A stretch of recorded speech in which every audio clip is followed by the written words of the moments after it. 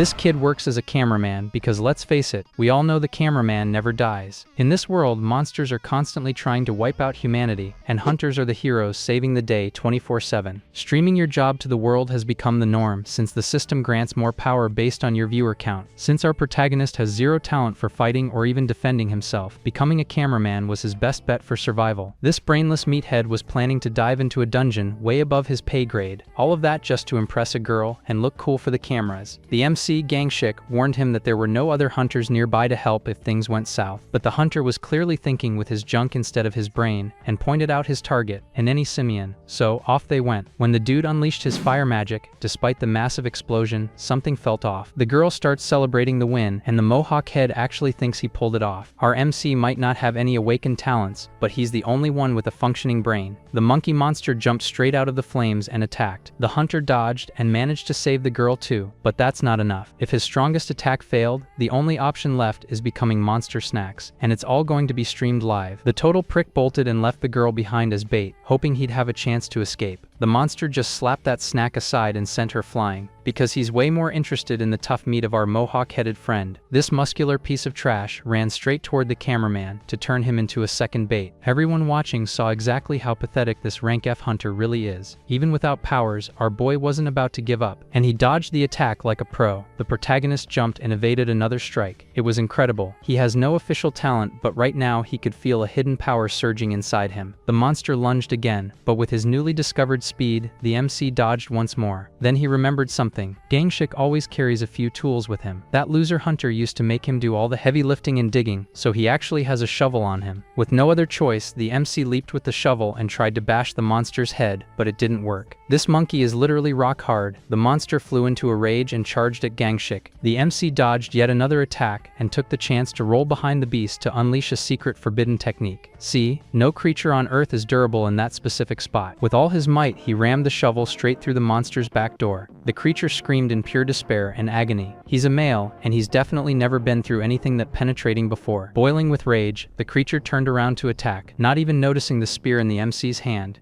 Well, actually, it's just the sharp end of a tripod, and now he's plunged it right into the monster's gut, finishing him off for good. Our boy didn't even realize it, but everything he did was being broadcast live. He proved to everyone that the cameraman really never dies, and now everyone wants to know who this hunter is. He was incredible. Even so, his body is completely exhausted, and he can barely breathe. That's why he throws himself to the ground, trying to catch his breath. Lying there, he still can't believe what just happened, and it even feels like he suddenly got stronger. Suddenly, a new notification appears saying that a certain god was pleased. Several other windows pop up, talking about these gods. Then the protagonist realizes that various gods were gathering to watch him. The monster that had been defeated is called Any Simian, and its main traits are being gigantic and extremely tough. Meanwhile, the live stream was blowing up, and everyone watching was amazed at what they had just seen. Viewers noticed how quickly the number of people watching was going up. That made others curious to see what was going on and open the live stream too. When a young girl did so, she realized people were talking about a cameraman who had taken down a monster. This news was spreading among friends, and the number of viewers kept growing. Meanwhile, unaware of what was happening, Gang was still lying down, recovering his energy. When he gets up to grab his camera, he's speechless at what he sees. He had no idea he was recording, and can't believe the reactions of the people who were watching. At that moment, it hits him that the whole fight with the monster had been broadcast live. When he turns his attention back to the camera, he's stunned. The number of viewers is 8,321, which is 3 times more than usual. Above his head, a new notification appears. It says the number of gods watching had dropped to 3, and Gang realizes that the more gods were watching, the stronger he became. However, for now, he decides to focus more on his rising internet popularity. He decides to talk to them live, right there on the spot. The viewers were impressed and showed in the comments how amazing they thought our hero was. Reading the comments, Gang finds out that the traitor Lamb got what he deserved. He's also informed that a rescue squad was already on its way there, which calms him down. As for Lamb, things didn't go well. He was caught and arrested as soon as he arrived in Seoul. That happened because everyone had been watching Liv and saw him running away, leaving the others behind. Some in the comments even ask about Hae-Newell,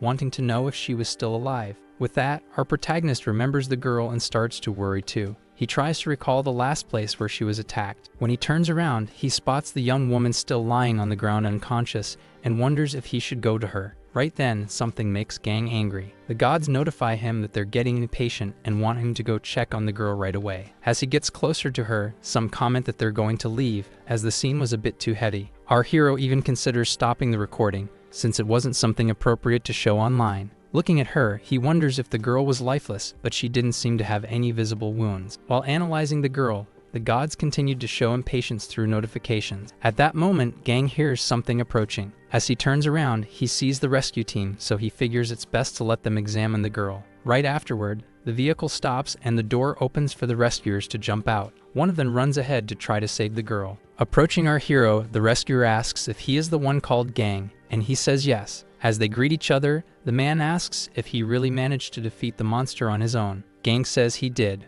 but explains that it was all just a matter of luck. In response, the rescuer tells him he's being humble for saying that and asks him not to interfere with the rescue. Some team members walk toward the creature's body with weapons in hand. The protagonist takes the chance to record everything and narrate what's happening. One of them checks and says the creature is still alive, so they should begin the next stage. Meanwhile, another professional is examining the girl and asks his colleagues to bring a stretcher. Noticing that new viewers are joining the live stream, Gang decides to explain everything that's going on. While the men are cutting into the monster's body, he explains that this had to be done to extract what was inside it. After opening the exact spot, the professionals announce they found the item. It's the core that all creatures have. If it wasn't removed, it would come back to life. One subscriber questions if there's really anyone there who didn't know that obvious information. Looking to the other side, Gang feels relieved to see that they're taking care of the girl Hinule. But something happens as the man had collapsed to the ground. New god notifications pop up. The girl's body was overtaken by something purple, as if she were possessed. That same thing enters the rescuer's body too.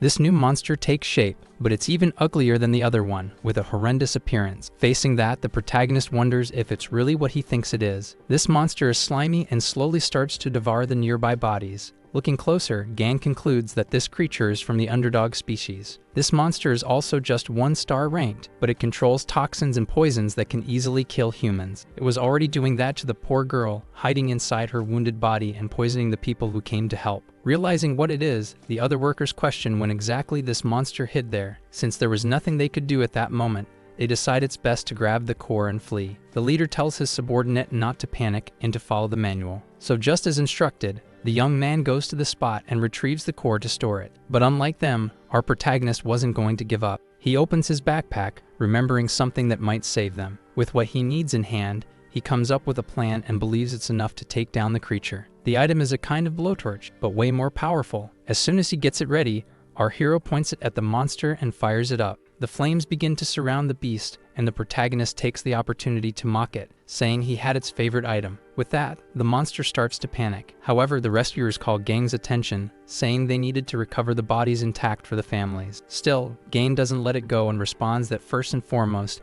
he won't let them lose their lives. He quickly runs toward the emergency vehicle. From inside, he grabs a fire extinguisher. He's confident in what he's doing and knows this species doesn't kill its prey quickly. Before heading into the fight, the young man adjusts the camera onto his own body so everything can be captured in real time. Then, with the extinguisher in hand, he runs into the flames. Everything Gang did was calculated, and the big difference between him and everyone else was that he placed no value on his own life. That's why he would take this opportunity to try and become a chosen one. Watching everything through the cameras, the chosen ones are impressed at how Gang was giving it his all. While running through the flames and purple smoke, Gang faced the slimy monster that attacked relentlessly. In the middle of the chaos, he thought he would never make it as a cameraman and would fail in getting revenge on the creature. With the extinguisher in his hands and a determined look in his eyes, Gang felt this was his big chance. He shouted that he was going to prove the worth of the weak, the very ones who helped him get this far, and squeezed the extinguisher trigger. Facing the camera, he explained that it might seem crazy to start a fire, but flames weaken the underdogs. He said fire neutralizes the poison, which is those monsters' main weapon, and without it, they become vulnerable. He revealed that he needed the extinguisher to rescue people while the monsters were still weak. He explained that, when cornered, an underdog chooses between fleeing or using the host in one final attempt. With the rescuers on standby, Gang said the monster usually abandons the victim or goes for one last attack. Meanwhile, the monster keeps taking over the girl's body. That's when Gang realizes the monster chose the second option. Hanul writhes on the ground, groaning as if something were suffocating her from the inside. With a serious look, Gang prepares for what's coming. Taken over by the monster, the girl now looks threatening and lets out a terrifying hiss. Facing her, Gang figures the monster thinks it can win even without the poison. Taunting the creature, Gang yells, daring it to attack him. The possessed girl leaps at him. Without hesitation, Gang shouts that he doesn't care if the monster is using the host's body. He strikes the girl and yells that in the end, it was still Lady Hanul there. After the blow, notifications appear and one god comments that it was cruel, with another agreeing. Gang believes he made the best choice, but God says it was just an excuse. Looking at Hanul and the fallen rescuer, Gang wonders if the gods wanted him to end the livestream earlier. Without thinking much, he lifts the unconscious rescuer onto his shoulders. Heading to the van, the other two team members watch as he carries their colleague. People watch through their screens and a woman comments that the cameraman saved the rescuer. Sweating, Gang says he's still alive because the fire neutralized the poison just in time. Seeing the fire grow, Gang realizes he needs to get out of there as soon as possible. While carrying the colleague, he's surprised to see Hanul getting up behind him. With glowing purple eyes, the girl groans and Gang understands the monster is still inside her. He aims the extinguisher and thinks one more hit might do the job. As the hissing grows louder, a scream escapes Gang as he notices something strange. A dark energy begins to pour from Hanul's body, accompanied by a cry of pain. The monster, now in a slimy form, exits her body and materializes in the air. Relieved, Gang realizes the creature chose to escape into the sky. Rescuers rush to help. One grabs Hanul while Gang still carries the colleague. With everything under control, they place Hanul on a stretcher and begin putting out the fire. Gang narrates to the live that the underdogs escaped, but no one was in critical condition. Smiling at the camera,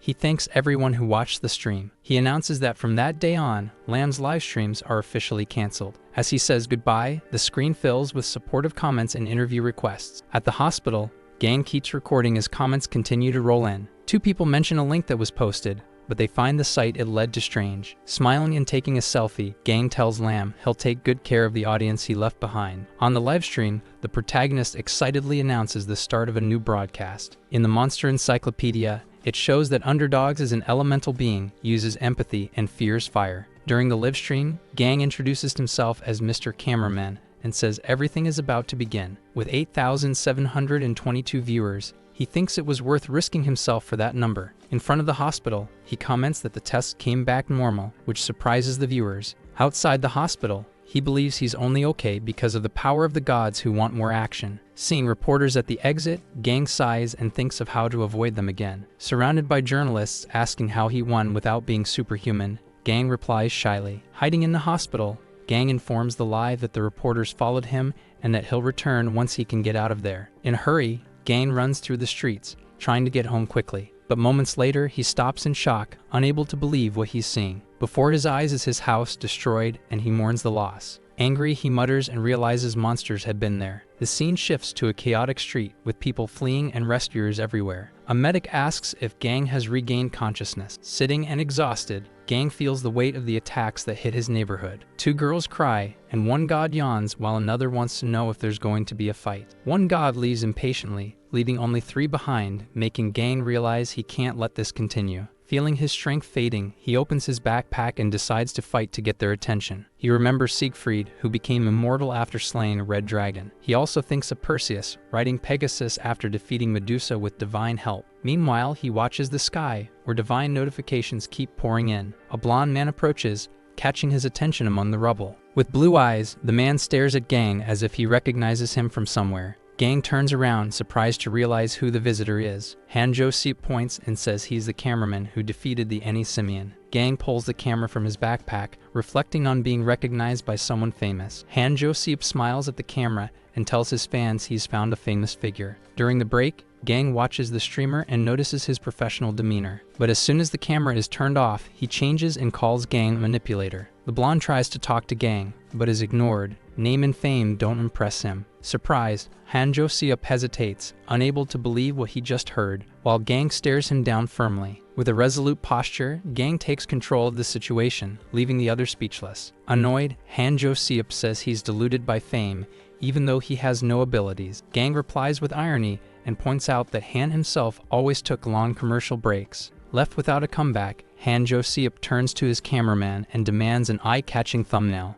Meanwhile, Gang reveals that his live stream was never interrupted. The stream shows the streamer looking lost and reacting badly to the comments. With a slight smile, Gang extends his hand, as if thanking the audience. Upon seeing the tablet, Hanjo Seep freezes with an expression of sheer horror. Gang smiles and says this turned into a lesson on streamer behavior. His foot glows with blue energy just as a divine notification appears. He understands that results are starting to come little by little. Disoriented, the blonde tries to justify himself, saying his old strategies no longer work. With the camera steady, Gang calmly asks about those strategy guides. The blonde has no answer, while Gang reflects that monsters don't follow human tactics. Hanjo Seop tries to recover, bites his finger, and declares he'll defeat the local monster. Full of arrogance, he tells Gang to back off, saying he'll show what it means to be a professional. With glowing hands, the streamer provokes and talks about the monster that caused so much destruction. Gang wishes him good luck, recognizing that the opponent had talent even if he seemed nervous. As the blonde walks away with his cameraman, Gang decides to go after the creature too. After all, fighting monsters was still the best way to attract the gods' attention. Our hero analyzes the area and deduces where the monster might be hiding, but a strange noise interrupts his thoughts and puts him on alert. Among the rubble, a creature emerges suddenly from the darkness. The beast bares its teeth and growls, ready to attack with full force. Suddenly, an electric shock hits the monster, which screams and writhes in pain. The blonde appears with his hand glowing with energy and laughs at the creature's slowness. Our hero widens his eyes as he notices something above, something the other hasn't seen yet. The monster took no real damage and is already preparing to retaliate. With no time to react, the streamer is struck from behind by a new blow. Hanjo Seop falls to the ground after being hit on the back of the neck and screams in pain. Gang watches and finds it pathetic to see a superhuman fall because of a rock, but he's not surprised. Facing the red-haired monster, Gang remembers the destruction of his home. With the camera steady and a smile on his face, he stares down the monster like a challenge. The creature senses the provocation and bares its teeth in rage. Our hero prepares for the fight, feeling a strength greater than before. He sees a ruined church and thinks about using it as a strategic shelter. Without a second thought, he runs to the church, with the monster right behind him. Elsewhere, Hanjo Seop gets up in pain, clearly embarrassed. Frightened, he turns his head, trying to figure out where the sounds are coming from. Seeing the lit-up church, he runs, thinking Gang is inside. Upon reaching the entrance, he shouts in surprise at what he sees in the temple. Paralyzed, Hanjo Seop can't believe what he's seeing with his own eyes. Gang is standing with the monster's defeated body at his feet near the cross. Even with an injury on his face, he keeps his gaze steady and smiles calmly. Confident, he says maybe he had a little divine help in this fight. The church's facade is shown, with the cross prominently displayed in the scene. A flashback reveals Gang landing a powerful blow on the monster's side. The creature is shown with something embedded in its eye, showing the impact of the strike. The monster staggers, filled with rage and pain from the wound. From behind a pillar, Gang observes, knowing that taking one eye wasn't enough. As he runs toward the church, he analyzes the environment and plans his next move. Upon seeing the cross on the platform, a quick idea pops into his mind. He shouts loudly, drawing the monster's attention, which immediately turns around. Gang jumps from the platform, gripping the cross firmly in his hands. With a precise strike, he hits the creature on the head with the cross.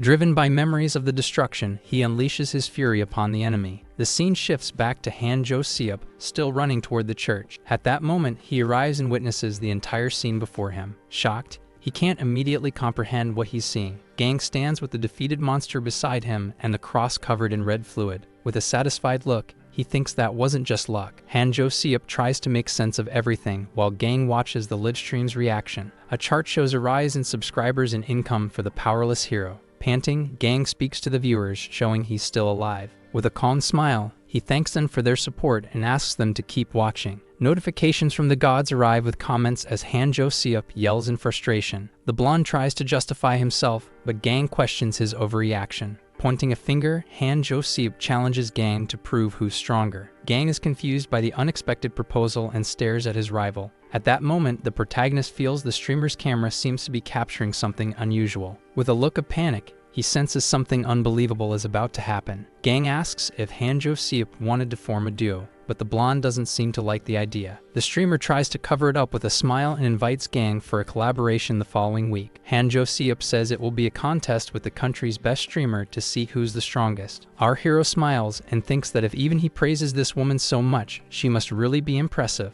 The blonde insists, saying Gang must have heard of her, but the protagonist asks him to just say the name. Even the gods show curiosity about her, and her name is revealed as Kim So-yoon. Gang is surprised to hear the name and recognizes the chance to film alongside someone so famous. The scene shifts to the protagonist walking alone down a ruined and deserted road. An old newspaper sticks to Gang's leg as he walks non-stop. A Upon arriving, he wonders if this is really the place Han Jo-seop mentioned. The facade of an abandoned and dangerous airport appears, overtaken by debris. Worried, he wonders if this is the right destination or if there was a mistake along the way. This reminds him of when he was a child, lying among ruins, not knowing what to do. Inside the airport, he silently stares at the broken runway through an old window. Behind him, Han Jo-seop calls out urgently, telling him to hurry up. Gang follows, without much excitement, as they pass through an improvised camp. The streamer is surprised by how organized the camp is, beyond his expectations. Up ahead, the blonde approaches Kim, apologizing and blaming Gang for the delay. The woman responds calmly with her back turned, showing no emotion. Gang watches curiously, intrigued by Kim's imposing presence. Soon, he notices she doesn't touch the ground and floats effortlessly. Hovering in the air, Kim introduces herself with authority and full control over her energy. With a steady gaze, she breaks the silence and asks if it's polite to just stare. Not knowing what to do,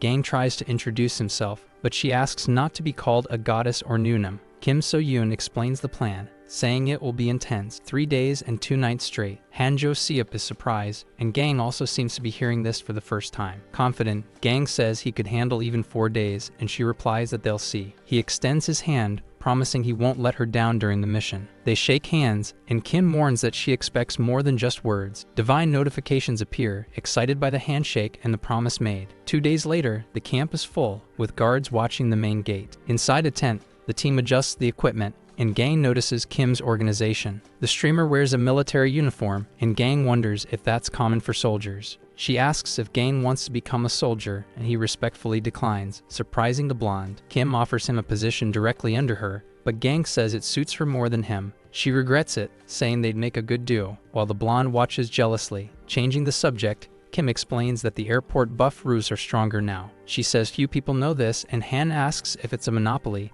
but she denies it. So-yoon says they delayed the announcement to investigate, and Gang realizes the investigation is over. She says there are about 100 buff-rests, and her team tried to understand more variables. Gang sees the cameraman and thinks about the pressure they must be under with all this. The image of a desperate man trapped behind bars appears, reminding him of the past. Some time ago, Gang was injured, investigating the buff-rest because of Lamb, and nearly lost his life. In the present, he warns everyone to be careful when dealing with those dangerous creatures. Buff-rests look like cows, but in groups they become much stronger and harder to eliminate. Han Jo-seop suggests luring them to tire them out and attacking once they're exhausted. Gang asks about the risk, and who's going to be the bait in that strategy. With an arrogant smile, the blonde tells Gang to just watch and suggests ranged attacks. The streamer brags to Kim So-yoon, saying taking down a cow is easy for him. She warns about how hard it is to control the whole situation. Joining forces sounds good, and Kim So-yoon proposes a collaboration, asking if Gang thinks it's difficult. He seems calm and says he's thinking of being the bait and that it's fine by him.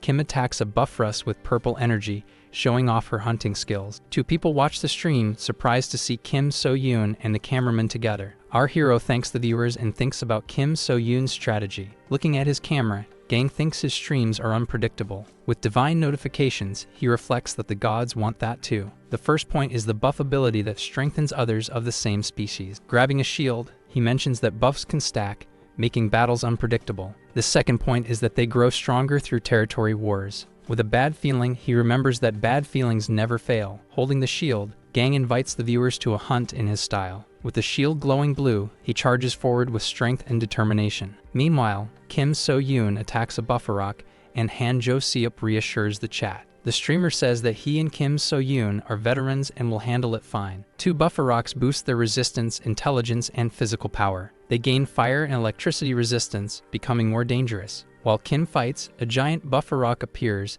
and Han Jo-seop warns the chat. Hiding behind his shield, Gang proposes a challenge to guess the door. He checks his phone and notices the chat is moving too fast to follow. Someone shouts camouflage, and Gang is surprised by the correct answer. He congratulates the winner Tumbelina and asks for their info for the prize. With his shield and flashlight, he promises to send a buff-rest horn as a gift. He explains that the monsters grew stronger with buffs while the others were resting. The buff-rest facial structure forces them to look down, and they have astigmatism. Gang reveals that if you cover yourself and approach from the front, you'll be mistaken. Still unproven scientifically, high-tech weapons don't work. Only direct attacks or superpowers can break the core shield. Even though the stream shows a monster without a core, Gang admits it's a bad situation. As Kim and Han fight, they say the key is to hold on as long as possible. Surrounded by buffress, Gang realizes retreating would isolate him, and he'd die. Divine notifications show the god's frustration with Gang's capabilities. The protagonist thinks that if he runs, he'll lose his viewers. He must act. A donation notification pops up.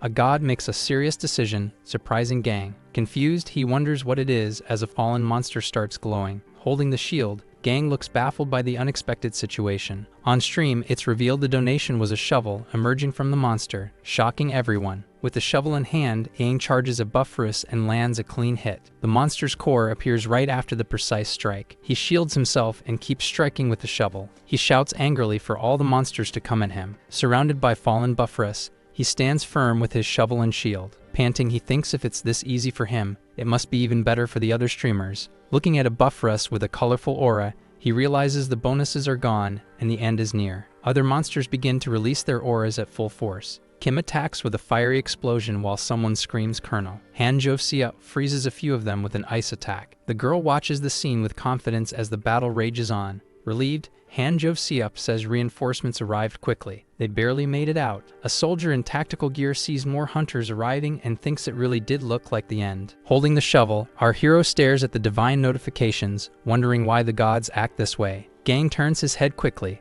as if he heard something. With a surprised look, he tries to understand what that sound was. Hooded hunters are struck by energy blades as someone yells for them to dodge. A creature appears with red eyes and a gem on its forehead. A white monster floats with blades on its arms and legs, asserting its presence. The encyclopedia displays the main characteristics of the buffress and their enhancement abilities. The protagonist remembers an unforgettable day from his childhood, coming home excited. His mother welcomed him warmly in the kitchen, preparing his favorite dish, tonkatsu. His little sister ran over smiling to show the new clothes their father had bought. Their father arrived shortly after and gently asked the daughter to be careful not to fall. Gang remembered the ordinary yet precious family he had. A sharp, strange sound interrupted the happy scene, scaring the boy. That day, thousands of swords fell from the sky, hitting people in the street. Everything vanished in an instant, and young Gang was left lying alone in the middle of the destruction. Desperate, he tried to wake his little sister, who was unconscious in his arms. The memory of a 5-star monster that had never been killed haunts young Gang's mind. Tema Phantom, an entity he could never forget,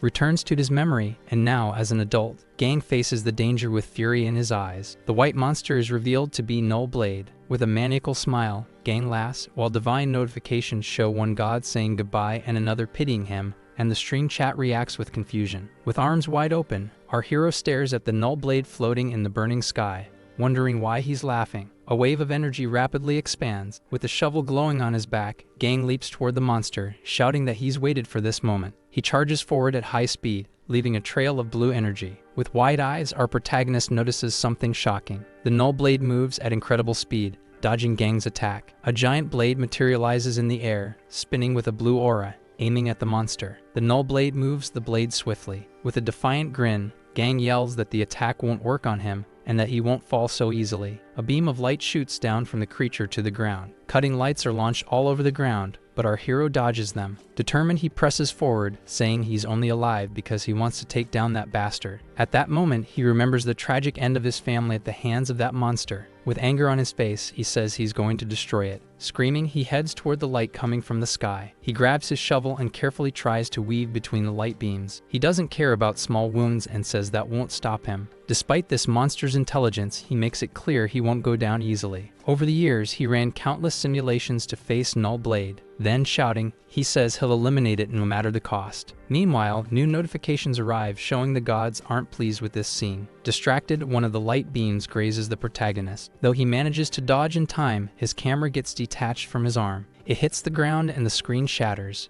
Even so, Gang doesn't care and remains focused on facing his enemy. He charges forward, knowing he has a chance since it's just one monster. At that moment, the creature hesitates upon seeing the power coming from that shovel. Unsuccessfully, our hero keeps pressing forward, consumed by rage. With Null Blade's defense, his shovel strikes the ground with immense force. Meanwhile, the camera with the broken screen remains aimed at the fight. Despite that, the lid stream continues and the chat is buzzing. With many people watching and the gods interested, our hero feels himself getting stronger. Even the creature seems to notice that something is changing. A blue energy begins to envelop the entire object. Noticing this, the monster makes a massive leap, trying to get away. From the ground, the protagonist asks if it's running away and calls it a damn coward. The viewers realize the monster is retreating and even wonder if it's some kind of prank. Still, Gang doesn't give up and goes after the creature. He tries to keep up, running with all his might. But unexpectedly, Joseph arrives and says he will defeat the monster himself. Irritated, Gang runs to stop him and asks what he thinks he's doing.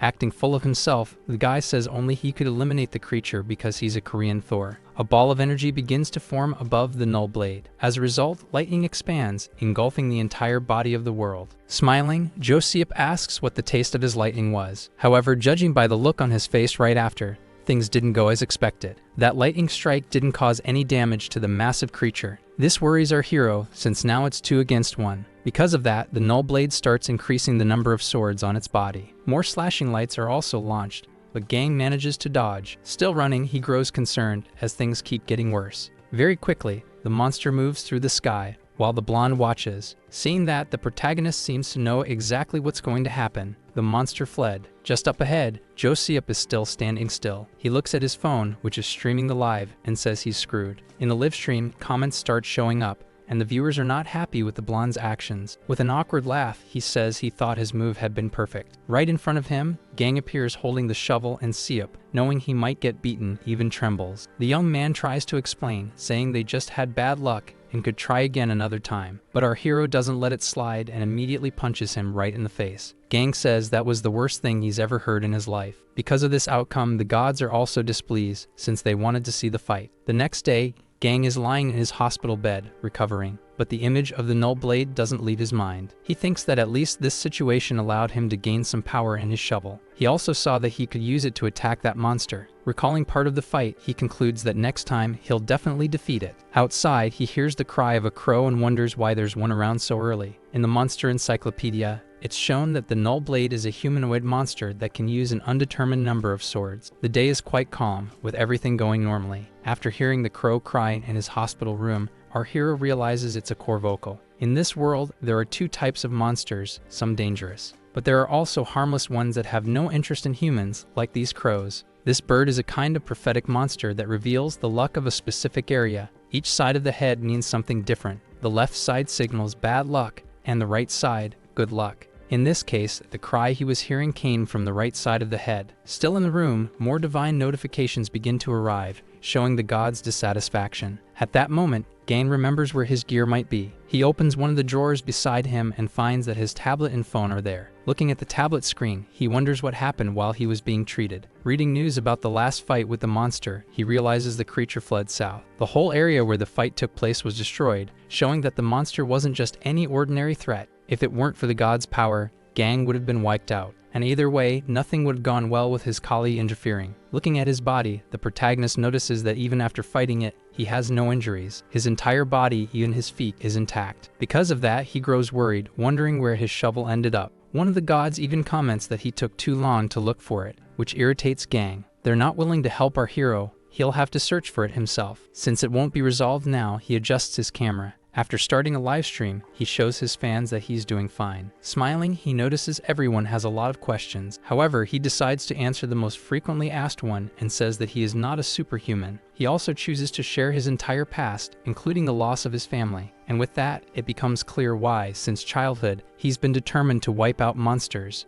Then he tells the viewers not to lose hope either. He makes it clear that he's just a normal human, just like everyone watching. At that moment, someone appears at the door and says Gang can't call himself normal. It's one of the doctors, and he apologizes for interrupting the stream. The man says the protagonist can't say he's normal, and that he definitely has something special. Explaining for the viewers, the doctor says the young man is extremely well trained. He also explains that the hospital specializes in monster-related disasters, leaving Gang confused about where this conversation is going. With that guy showing off on camera, our hero is already losing his patience. With a sheepish laugh, the man admits he may have crossed a line, and our hero agrees. However, getting more serious, the doctor says there are many people who want to use him for research. The protagonist is startled, as he didn't expect to hear that. The doctor explains that he ran several tests on him while he was asleep. Although he seems like a normal human, other people in the government still want to study him further. Neither the gods nor Gang seem pleased to hear this. He decides to change the subject and asks if the man had seen his shovel, and he says it was sent to a research lab. That makes our hero really angry, because instead of rewarding him, they took his shovel. Next, a doctor says he still has more things to reveal. With a look, he says he found something unusual in the protagonist's body. This grabs the attention of the young ones, who ask what it is. Then, the man tosses an item into our hero's hands, who looks confused. Looking at it, he asks if that object is a refined core. This core is the basis of one, and the people who can use it are called supernaturals. He remembers when he was tested as a child, but it didn't work for him. A person who can use it becomes bonded to the core of a monster that matches them, and can only use that one. They can't switch cores to try using powers that don't match. The doctor explains that the protagonist wasn't compatible with any, which might mean a compatible monster hasn't been eliminated yet. Looking at the young man, he asks if something like that doesn't interest him, but Gang thinks it's just false hope. Even if it's possible, he's not that interested in having superpowers just to defeat Null Blade. And right after, he changes the subject, asking if he can be discharged. The doctor says yes, his body is fine, but he should come back within a month. While getting dressed, our hero grows suspicious and wonders why this man is trying so hard for him. In response, the man says he realized how much potential Gang has, but the young man isn't interested. Scratching his head, the researcher says it's a shame and asks him to wait a moment. He looks at a shovel leaning nearby and asks if that wasn't the one he was looking for. That leaves the protagonist confused, because there was nothing there just moments ago. From the comments between the gods, it was them who brought it back. With the shovel resting on his shoulder, the protagonist says he'll return in a month. Later, we see the center of operations. There stands a large building, which is the Korean branch of the monster office. Our hero is heading toward the entrance of that building. He was already familiar with the place, since he used to go there often on behalf of his former boss to collect rewards. Things like monster bones and hides can be turned into other hunting equipment. So since it was profitable, he was going there to collect what was rightfully his. Reaching the front desk, where the receptionist looks confused, he asks for his reward. When she realizes he's the guy from the camera, the young woman is stunned. The others nearby hear that too and want to know who he is. With nothing to fear, the protagonist lifts his head, showing that he's that person. Everyone there gathers and starts pointing at Gang. They're confused because he looks like such a normal guy to have fought monsters. Already used to those reactions, he confirms that he really is the cameraman. Awkwardly, the young receptionist asks how she can help. Once again, our hero says he's there to collect his share for his recent hunt. The gods keep commenting how bored they are, but Gang can't do anything about it. One of the masked men places a hand on our hero's shoulder and asks him to turn around. They say they can't believe a regular person could drive away Null Blade. Already out of patience, Gang decides it's better not to respond to those annoying guys, so he grabs his phone and starts recording. Still recording, he asks why those guys are being so suspicious. Immediately, the masked man asks him to put the camera away, but Gang insists he repeat what he said earlier. Realizing they wouldn't say anything on camera, our hero turns back forward. He was in a live stream and showing the office, he says he's there to collect his rewards. The receptionist hands him a sheet and says that was his share. But when he looks at the amount listed, Gang is completely dissatisfied. With a serious expression, he asks if the young woman knew how many monsters he had taken down. The girl doesn't know what to say, and the protagonist apologizes for complaining to her. With the live stream running, he takes the opportunity to tell his followers that his reward wasn't fair. He shows his shovel and says it's not even on the list, revealing they wanted to take it from him. One of the viewers starts translating what our hero is saying into other languages. With that, many people comment that it's clearly unfair. At that moment, a man arrives, exhausted from running, apologizing and saying he's the manager. He explains that the reward is small because most of it was sent to the missing hunters. Then he tries to make it clear that no one did anything suspicious. It was all for a necessary cause. Very angry and recording the scene, Gang says it wasn't fair to take from his share to give to others. The manager explains that he asked for permission from the other two who fought alongside him. The protagonist says they barely even know each other. Sweating nervously, the manager wonders what to do since this could ruin his career. Our hero keeps pressuring him to explain everything on camera. At that moment, men in military uniforms arrive and ask what he's doing there. As a sign of respect, the manager greets the man called Jin Chang. Feeling very important, the man yells at the protagonist to stop making a scene. Everyone else there agrees and starts to cheer. The gods also give their opinion, and Gang says he already has a headache from so much talking. This soldier is a pure hunter, but his abilities are basic. The respect everyone has for him is only because he's part of the older generation that fought during the monster invasion. He also led the new generation so the past wouldn't repeat itself. Approaching the man, our hero asks what his problem is. Shouting, this hunter says he should show more respect, that everyone is alive thanks to him. But our hero couldn't care less and laughs right in his face. With a vengeful look,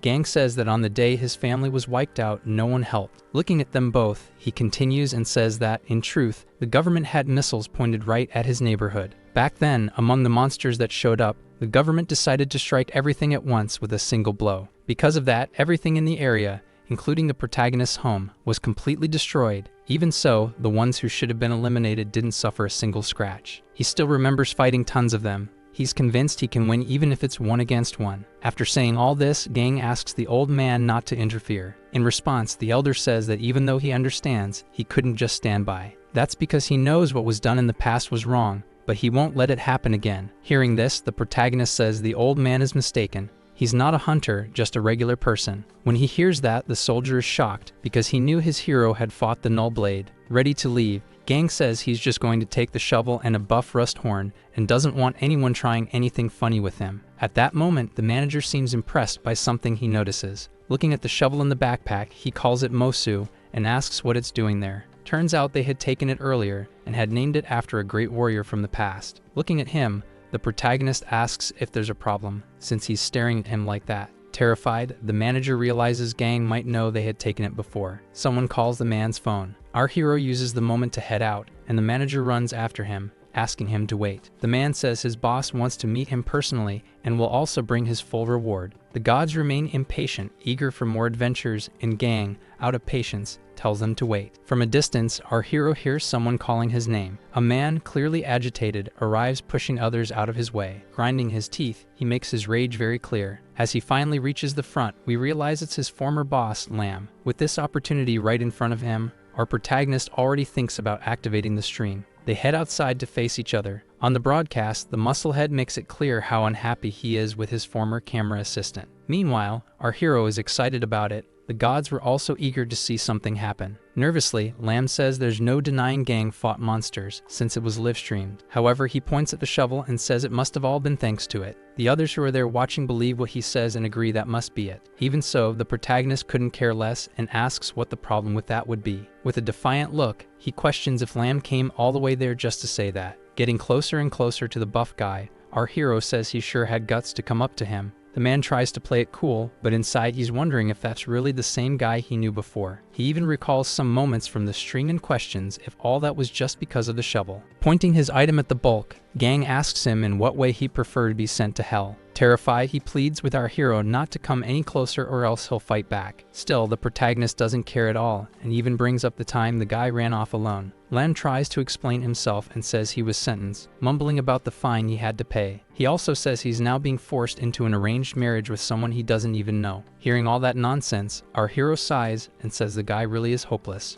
Beating his chest, Lam, despite everything, says that he's innocent. The people who watched the stream comment on the rumors that had already been spreading. Meanwhile, the protagonist keeps getting closer, holding his phone. He sets the item down on a stand and calls out his ex-boss for a fight. To keep things fair, he says he won't use his shovel, but Lamb can't use his core either. With that move, it seems the gods were enjoying it, and the viewer count even went up. On the other side, the buff guy complains about fighting without his core and tells our hero to use his powers too. That makes Gang furious, knowing the coward only said that because he knows Gang has no powers. But deep down, Lamb was trembling with fear because without his core, he was nothing. In the end, they decide the buff guy can use his core, while our hero will use nothing. Even so, the protagonist is confident that he can win. With his hands covered in flames, Lamb believes this will be the end of our hero. He keeps his face focused, aiming carefully. After gathering all his energy into one hand, he prepares to finish it. He hurls all that fire at the protagonist, who just stands still on the other side. What the buff guy didn't expect is that our hero already knew his moves well. So with ease, Gang dodges the fire. Lamb didn't see that coming and even wonders how the guy managed it. With a wicked laugh, he says he won't give up and that this is just the beginning. He fires more flames, this time reaching a bit farther. The fire ends up surrounding our protagonist, who becomes tense. With that impact, a huge explosion erupts. Lamb takes the chance to mock him, saying that in the end, he was just his cameraman. What he didn't expect is that Gang would leap straight out of the flames toward him. Gang says he had to humiliate himself for 3 years following that scumbag, and as the buff guy starts to panic, Gang makes it clear he knows all his moves. With that, he lands a punch straight to Lamb's face. The impact is so strong it even knocks out a few of his teeth. All of this is still being streamed live, and the viewers are amazed. The gods are excited, and it becomes clear to the protagonist that it was thanks to them that he won. With a single punch, Lamb is sent flying. After hitting the ground, he's left motionless, arms and legs spread out. Gang comments about his ex-boss' arranged marriage, and looking at his wrecked face, he says that if he finds out Lamb had surgery, he'll hunt him down. In the background, the others who witnessed it in person are confused about how a normal guy beat a supernatural. Looking into the camera, our hero says he taught Lamb a lesson. Suddenly, a few black feathers fall toward him. When he turns to the side, he notices a bird has landed on his shoulder. Startled, Gang starts yelling, asking what they were. He wonders why they're there and guesses they must be babies because of their size. With one asking for affection and another chirping, the protagonist thinks it's a sign of luck. Because of that, Gang believes he should follow them wherever they go, and that they be better than gods. Behind a tree, the manager watches everything and is impressed by what he saw. On top of that, he's curious about how the young man managed to attract the crows. So determined, the man begins thinking of a way to keep him around. Then he approaches the protagonist saying he has something to say. Our hero doesn't welcome him warmly and tells him to just spit it out. Awkwardly, the manager explains that the office had no intention of mistreating him. He says the incident with the shovel was a mistake and asks the young man to calm down. Since the protagonist doesn't listen, the man shouts, asking them to wait. He says he heard that Gang has been staying in hot spring restrooms at night and offers him a place to live. However, for our hero, money wasn't the issue. He says he only came there because he needed the horn to send to a follower. As our hero keeps walking, the short man keeps following him, saying he could help if he ever needed anything. The man even starts sweating, realizing he's getting no response. Looking at our hero, he begs him to accept the house, saying he wants nothing in return. Suddenly, those monsters start ramming the dam gate with their horns. If they keep doing that, the dam will collapse. So some soldiers try to stop them. The protagonist, still recording everything, says it's all happening because Lamb got close to the gate. So he runs alongside the birds, determined to rescue those left outside. The people watching the livestream keep following the hunters trying to stop the monsters. The muscular guy is still lying on the ground, emotional for still being alive. But when he looks up, he panics. More pigs were approaching, so he had to hurry and get into the shelter. Hearing a scream, Gang looks up. He realizes that his former boss had already been caught again. Dangling by the claws, he screams for Gang to save him. With a mighty leap, the protagonist yells for Lamb to brace for landing. Then with a single blow, Gang cuts off one of the monster's feet. From up high, Lamb is released, falling straight to the ground. The protagonist also lands without injury, unlike Lamb, who hits the ground face first. Luckily for him, he didn't break any bones because he landed on top of a monster lying there. Missing one of its legs, the pig still in the air becomes furious. Elsewhere, near the shelter, Gang notices there are still civilians outside, and from the looks of it, they wouldn't be going in and were in serious danger. While all that unfolds, the gods continue watching. At that moment, the furious monster charges straight at Gang, but he quickly figures out he can use this to his advantage. One of the boys outside looks back and gets scared. Turns out the protagonist is running while leading one of the monsters right toward them. Gang yells for everyone to get out of the way. Panicking, they all run so they don't get hit. The monster, still filled with rage, stays locked on its path straight ahead. When it gets close to the walls, the protagonist dodges, letting the pig crash right into it.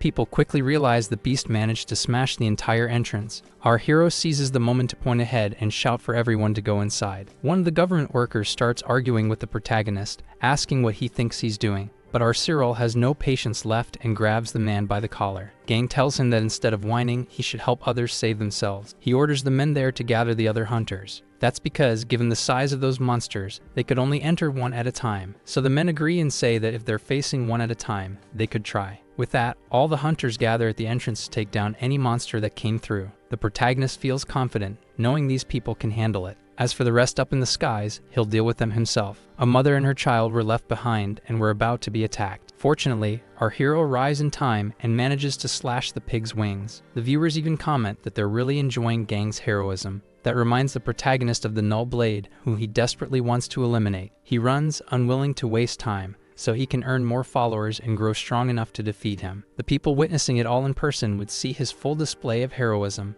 That way, the news would spread among the public, making them even bigger fans of Gang, so he protects them, knowing they will contribute to his growing strength. More monsters keep coming, and with his shovel, the protagonist cuts them down one by one. After finishing off another one of the beasts, he figures most of them must already be taken care of. That's when he hears someone calling his name. It's that mother and her child, thanking him for saving them. Others who were there also mentioned how important it was that he had breached the entrance. Gang replied that he was glad no one had been seriously injured. Before he knew it, one of the little birds started singing. Once again, The one crying was the left head. That was a sign something bad was about to happen, and soon one of the monsters smashed through the wall behind him. Realizing it, our hero couldn't understand how that even happened. He quickly tried to think of something he could do, but there was no time to react. One of the claws ended up slashing his chest. With his hand on the wound, he muttered in pain, but he couldn't stay still any longer, so he grabbed his shovel and moved forward. He tried to strike the creature with his tool, but it dodged. That left the protagonist stunned, as he hadn't expected that.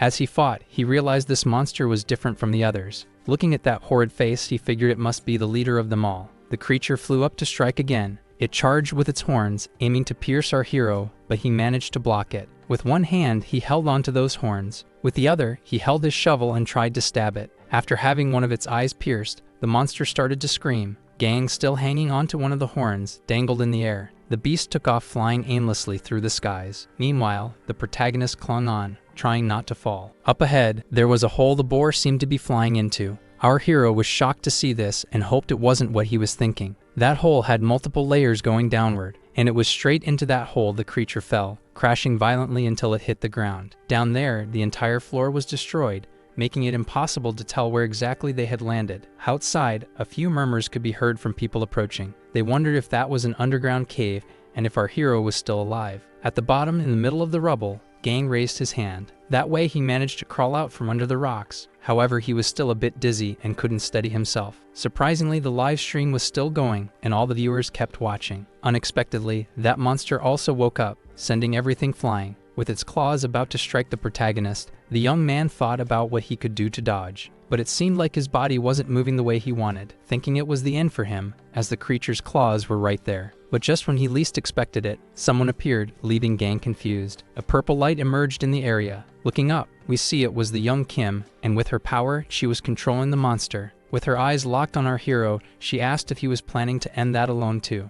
And then he picked up just the shovel again and ran toward the creature. Still channeling her power through the monster's body, Kim clenched her fist. That caused the boar to start being crushed. The protagonist took advantage of that moment of weakness and sliced the creature in half. This time, the attack worked, and he had a determined look as he finished off the boar. With a smile, the girl said her debt to him was now paid. The protagonist smiled back and agreed. Notifications from the gods started popping up, and Gang tried to understand what they meant. While he was distracted, the girl said she thought he was still hospitalized. In response, our hero said he recovers very fast, and the girl seemed to suspect something. Noticing that, Gang asked what exactly she meant. Turning to the side, the girl said she was talking about her brothers, and that they liked his videos. Gang was impressed and wondered if that was really true. Flying back into the air, Kim said she would take command of the upper levels. Then she soared over the crater that had opened. Gang found that conversation strange. Moving into another area, he found several files proving the association had hidden a lot of things. There were so many capsules that Gang didn't even know where to look. After walking for a while, something caught our hero's attention. There were fallen monsters and rescuers helping the wounded. Seeing that the chaos was over, he decided it was time to end the broadcast. The gods wanted more action and asked if this was another adventure. After so much fighting,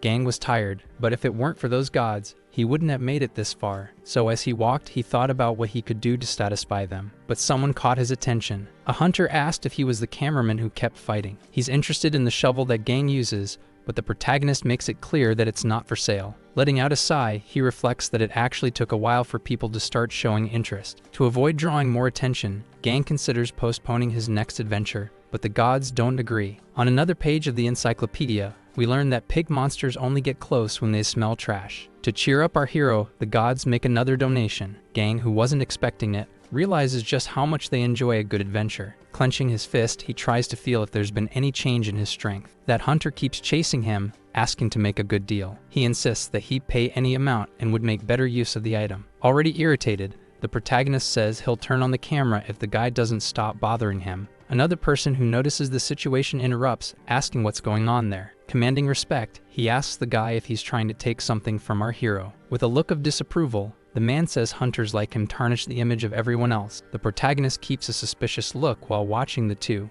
Apparently, now there are two people interested in his shovel, so he decides he'll have to solve this problem right there. Squatting down, he strikes the item hard into the ground. When he does that, he notices something different. A handle appeared on the end of the item, and Gang wonders if that was the donation. Examining it, he tries to figure out what exactly it's for. Meanwhile, more people arrive, and Gang takes the chance to tell a legend. He says that just like in a certain legend, whoever manages to pull the shovel from the ground will get to keep it. Otherwise, if they fail, they'll have to kneel and admit they were wrong. Upon hearing this, everyone gets excited to give it a try. Gang takes the opportunity to resume his stream. The hunters who were going to participate cover their faces, asking why he's filming. In response, the protagonist says it's to prove they'll do exactly what he said. Realizing he wouldn't back down, one of the guys rolls up his sleeve, showing his muscles, and says he'll go first. He squats and grabs the shovel, putting in all his strength to try and pull it from the ground. However, no matter how hard he tries, the item doesn't budge. The guy wonders why it's so heavy that it won't move. Another hunter steps up and says he's sure he'll manage it. They start telling the first guy to move aside and give them a chance. The protagonist watches closely but remains calm, knowing no one will be able to pull it out. Realizing none of them can do it, they begin claiming there's some trick involved. To prove nothing's rigged, Gang decides to pull it out himself in front of everyone. He finds it strange when the gods start laughing. That makes him think maybe they're playing a prank and won't even let him pull it out. As he walks toward the shovel, one of the gods tells him to pull with a reverent heart, so he steps up and grabs the item to pull. The hunters watching insist that it's all being manipulated. Smiling, our hero says there's no cheating involved and that the shovel is just heady. Now with both hands on the item, he begins counting down before pulling. When the count reaches 3, he effortlessly pulls the shovel out of the ground. The people around are stunned as the ground around them trembles. Even Gang wasn't expecting that and is startled. However, he soon realizes it was because of his shovel. Those two hunters, in disbelief, point at what happened to the ground. It was completely cracked from the force of the pull. Sighing, Gang feels relieved that no one got hurt. Looking at the ring that appeared, he wonders if it was what caused the quake. At that moment, several comments from the gods start distracting him. And meanwhile, those men still keep asking themselves what they just witnessed. So the protagonist thinks about what to do, since he can't seem to get out of the situation. That's why he decides to talk to his viewers and say that an earthquake had happened at that very moment. After that, our hero stores his weapon and thinks about how to get out of there as fast as possible. He bends his arm, and the two little birds land right on it. Some hours later, he decides to head to a convenience store. There he picks up a few items and takes them to the register to pay. He decides he'll eat at one of the tables right there in the store. In one of the nearby seats, Gang notices someone messing with their electronic device. He's relieved that the day is finally over and that it was really intense. Looking up at the sky, he wonders if everything really happened since it's so calm now. He moves his arm and realizes that, in fact, he doesn't even feel pain anymore and is fully recovered. Looking at his food, he reflects that if it weren't for his strength, he would have lost his life a long time ago. Not understanding, he wonders why this opportunity was given to him of all people. Feeling hungry, he opens his instant noodles while thinking. Then he decides it's better to eat first, since he knows he won't find any answers right now. As he eats, the person next to him keeps watching, as if they know him. The guy beside him was watching a video on his tablet about monster behavior. While watching, this couple seems to recognize our hero from the monster attack. They watch Gang eating and are certain that he's the cameraman. They can't even believe that a regular guy like him managed to defeat so many monsters.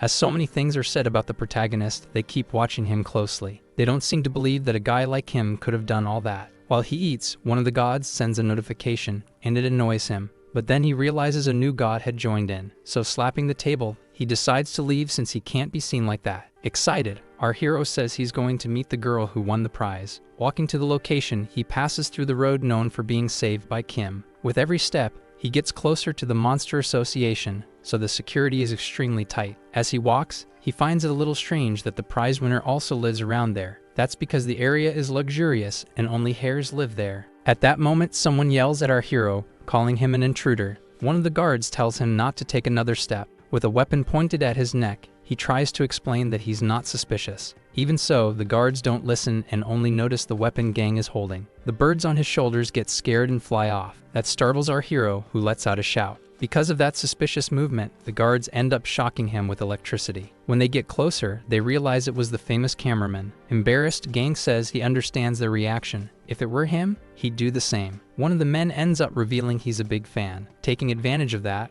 our hero says he has something to take care of there and asks to be let into the buildings. He shows the buffalo horn, leaving the guard impressed. Scratching his head, he explains he came to deliver it to the prize winner. Then the man doesn't mind and leads him to the elevator, saying he can go just this once. Already inside the elevator, Gang is excited for having gotten help from a fan. He keeps going up until he reaches the 8th floor. When he sees the residence, he's left speechless. Everything was shining, and he comments that the place looks like a palace. Stopping in front of room 801, he wonders what kind of person this follower is. The gods tease him, saying there might be romance, but he doesn't believe anything will happen since the girl seemed important. He rings the bell because he wants to get this over with quickly. Then he sets the horn right in front of the door and runs away. At the end of the hallway, he hides, watching everything. The girl steps out asking who it is, while the horn lies on the ground. Our hero, watching, fears she won't notice the gift is there. The girl looks around, but sees no one. That's when she glances down and notices the object. Happy, the girl comments that the cameraman really did send the gift. Looking at her,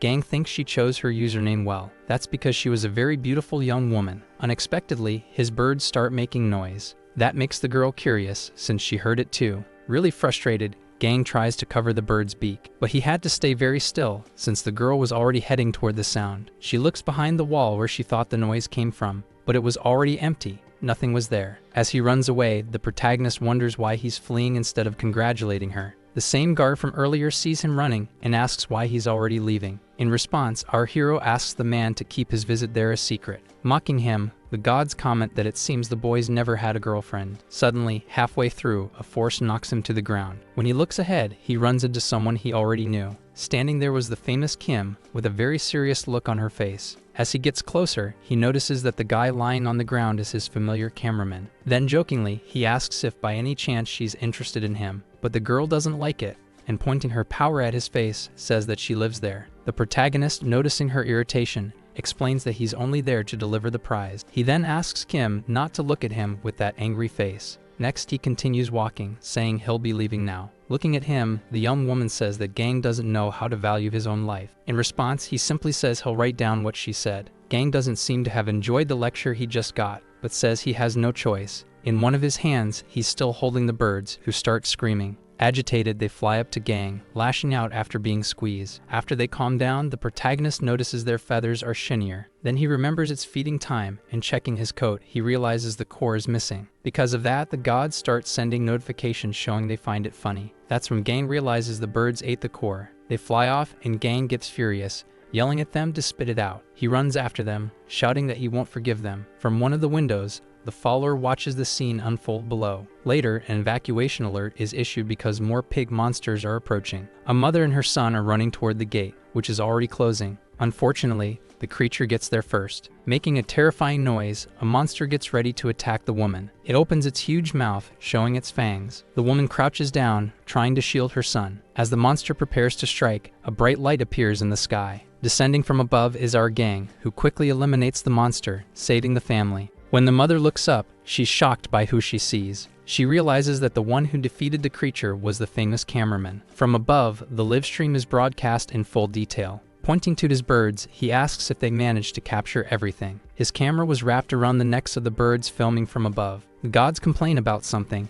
and the protagonist says they're too impatient. But more monsters arrive, and our hero asks the gods to send their sponsorships. He adjusts his grip to hold his weapon firmly. Then he raises it and gets into position to begin his monster hunting stream. His video is broadcast all over the world. In a meeting room, the manager of the Monster Association shows Gang to his boss. The old man comments that the young man is very strong and still doesn't belong to the office. He also says that Gang has the shovel they previously recovered, and that it must not be ordinary. The irritated manager agrees they should take the shovel as soon as possible. But instead of doing that, the old man suggests they reward Gang for saving the city. At first, his subordinate doesn't seem to understand the plan. Then his boss explains that by doing so, they get closer to the protagonist and reclaim the shovel. The two mention something about a mansion that rejects humans, so the old man asks his subordinate if he doesn't think that would be a great idea. Showing an image of Gang, the old man reflects on what might happen. In another part of the city, the Seoul defense line gathers its squad. The hunters are arriving, and one of them, in a hurry,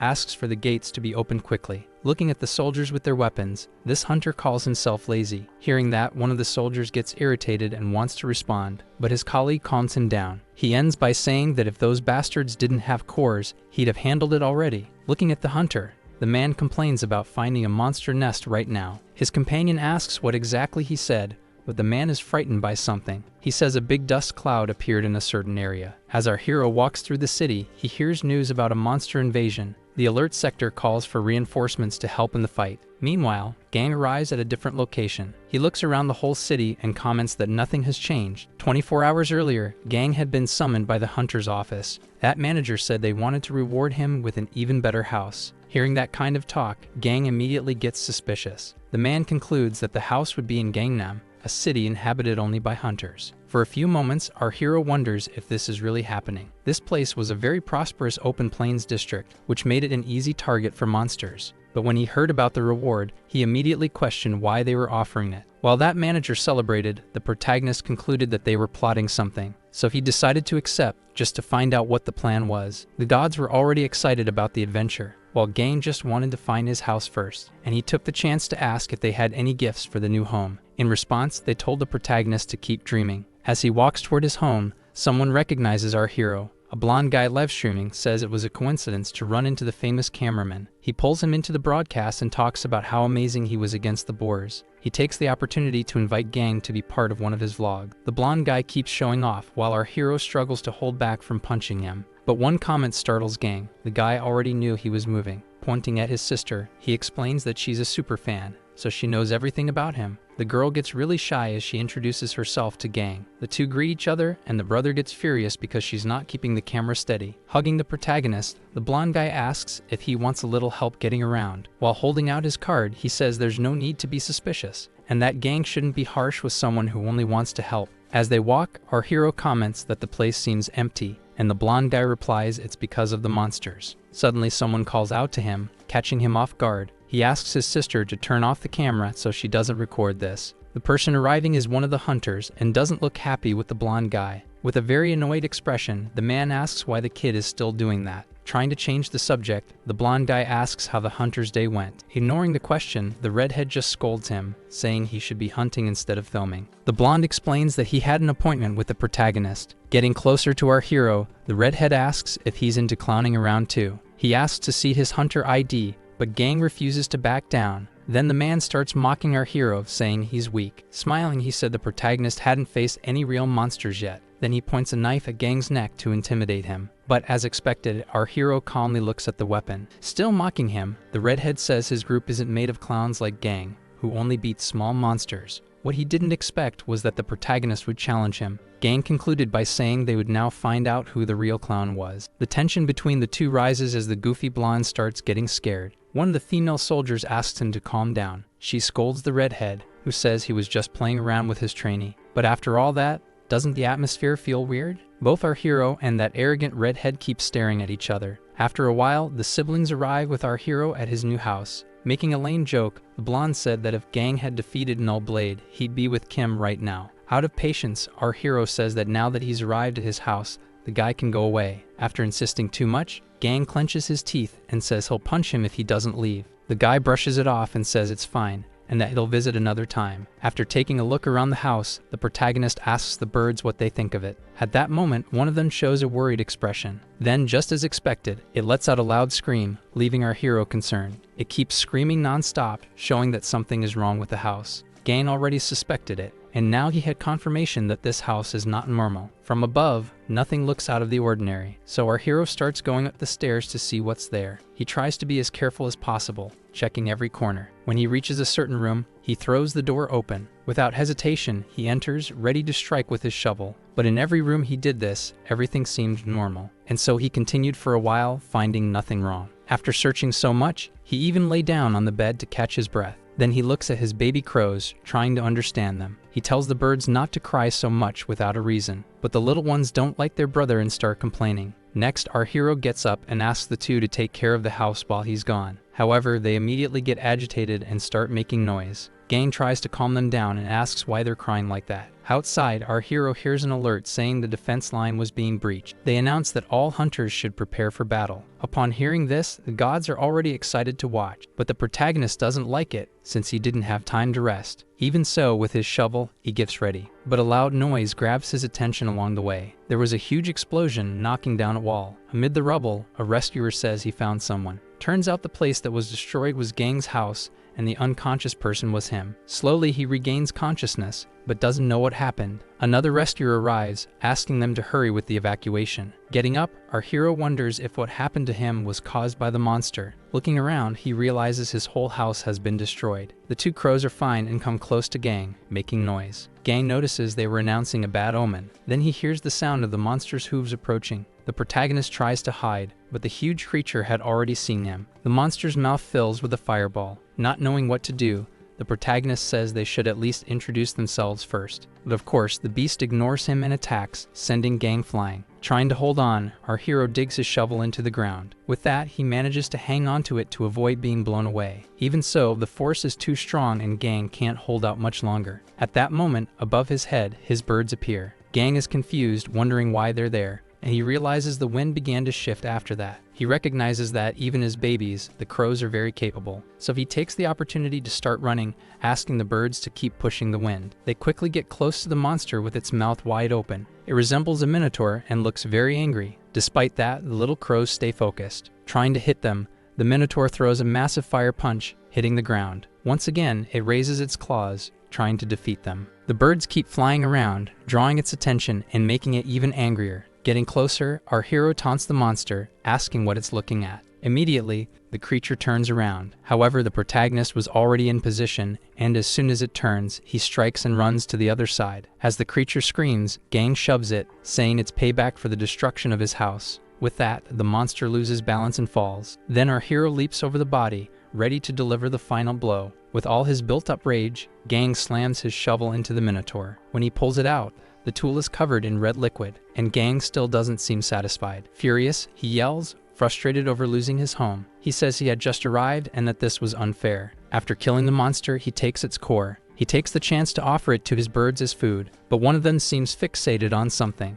and right after, it starts screaming desperately, leaving Gang worried. In front of them, a large group of minotaurs was arriving. Some people watching from a distance comment that the monsters were heading toward the cameraman. One of them, tired of just recording, closes his camera and says he's done. His friend gets annoyed, asking why he did that, and in response the young man says they should help him. Even so, the guy was scared, since Gang was facing 3 2-star monsters. The boy also says it's not right to steal someone else's prey. Looking at the camera, the man says that if his friend keeps thinking about helping, he wouldn't last long. Then the boy takes his camera back and is left speechless. So the other one orders him to get back to filming immediately. That's because some people really want the protagonist to fail. Back to the battle, our hero keeps giving his best along with the crows. The gods seem to have lost hope that Gang will win and even start saying goodbye. The situation was really tough, and the protagonist was already exhausted. As he runs, he wonders how these gods can be so heartless. So he decides he's going to take care of these monsters one by one. One of them attacks, sending our hero flying. Gang is worried, realizing he's truly in danger. Meanwhile, the gods keep making comments that are no help at all to our hero.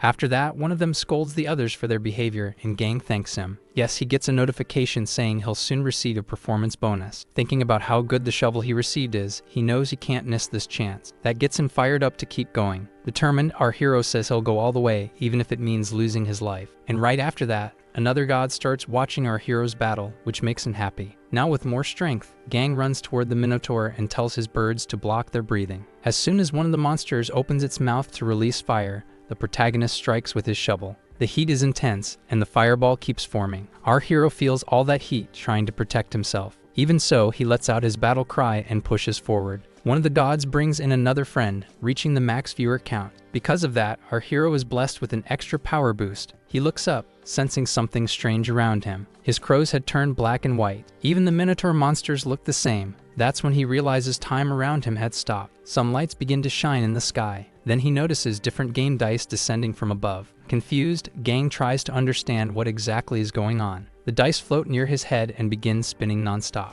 Then, a divine notification says he needs to choose a number from the dice. After thinking a bit, the protagonist taps the dice, making a bright light burst out. When the dice finally land, the total is 8. In disbelief, our hero is stunned, because that's the exact number he chose. Once again, the light from the sky grows stronger. Looking upward, the protagonist begins to scream in desperation. His shovel also starts glowing, seeming to gain more power. A new notification appears saying Gang has unlocked a temporary chakra. Excited, he says it feels like he's overflowing with power. The monster right in front of him senses the difference in energy. Without delay, the protagonist charges at the monster, piercing it with his weapon. On top of that, his stamina was also boosted, keeping him from getting tired. The other two minotaurs became enraged and rushed in together. Even so, the protagonist knew how to handle it, even against two monsters at once. With his new power, he could see every move those creatures made, so it became easy to figure out his next steps to defeat them. Holding his powerful shovel, he watches them closely. Once he knows exactly what to do, he charges in, fired up to finish them off. The two creatures continue rushing toward him. Those two guys filming can't believe what they're seeing. The younger one asks his friend to move, because the viewers want to watch. The battle is intense, with Gang taking them all down. After finishing off one more, there's only one left. It starts heating up its mouth, forming a fireball.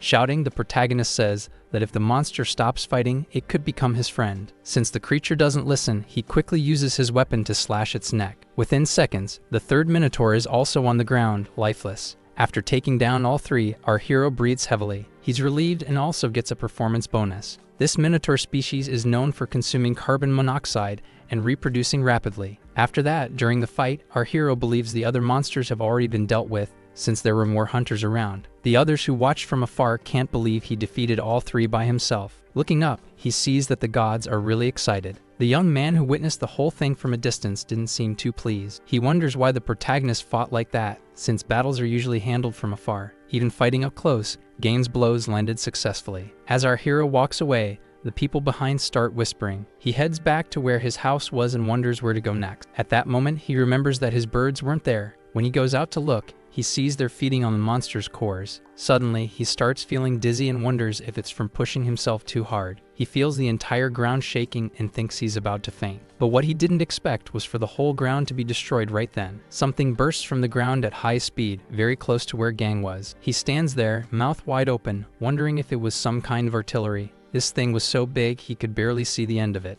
But he wonders if it isn't too big to be artillery. Immediately, hunters gather to put up a barrier around the area. Our hero shouts for them not to do that, warning it might provoke it even more. Some of the hunters are curious to see how much power it'll produce. They're right in front of it, holding small shields, waiting. At that moment, the cannons begin moving from side to side. Panicking, the protagonist yells for everyone to run immediately. From those cannons, fireballs begin launching, one after another. The men with their shields start panicking, realizing they won't be able to defend themselves, so they start running, trying to save their lives. Several bombs are also headed straight for our hero. This time, he doesn't know what to do and feels completely trapped. All he can do is try to shield himself, putting his arms in front of his face. Then he realizes the bombs seem to have passed right through him. The other soldiers keep running, being chased. One of them is already on the verge of being taken out by one of the weapons. His reaction is also to cover his face with his hands. But to his relief, the young Kim is managing to control the bombs. Using her power, she brings the weapons under her control. But she makes it clear to everyone that she won't be able to hold them for long. The other nearby men take the chance to flee, and the clever girl uses her power to turn the weapons around. Now all of them are aimed directly at the artillery itself. Then, using all her strength, she launches them in that direction. Even after being hit by those bombs, nothing on that machine breaks. Kim is confused, not understanding why it's still intact. It's just standing there, and she yells at him to get out quickly. However, what catches his attention is that those bombs didn't attack him. Right after that, the crows fly back toward him. The other soldiers nearby think the artillery's ammunition has run out, so they start walking, thinking it's their chance to finish it off. But then, the cannons begin moving again. The man is frozen, knowing there's no way to defend himself. Running away, they shout that the thing has gone into alert mode. The gods remain focused, watching everything,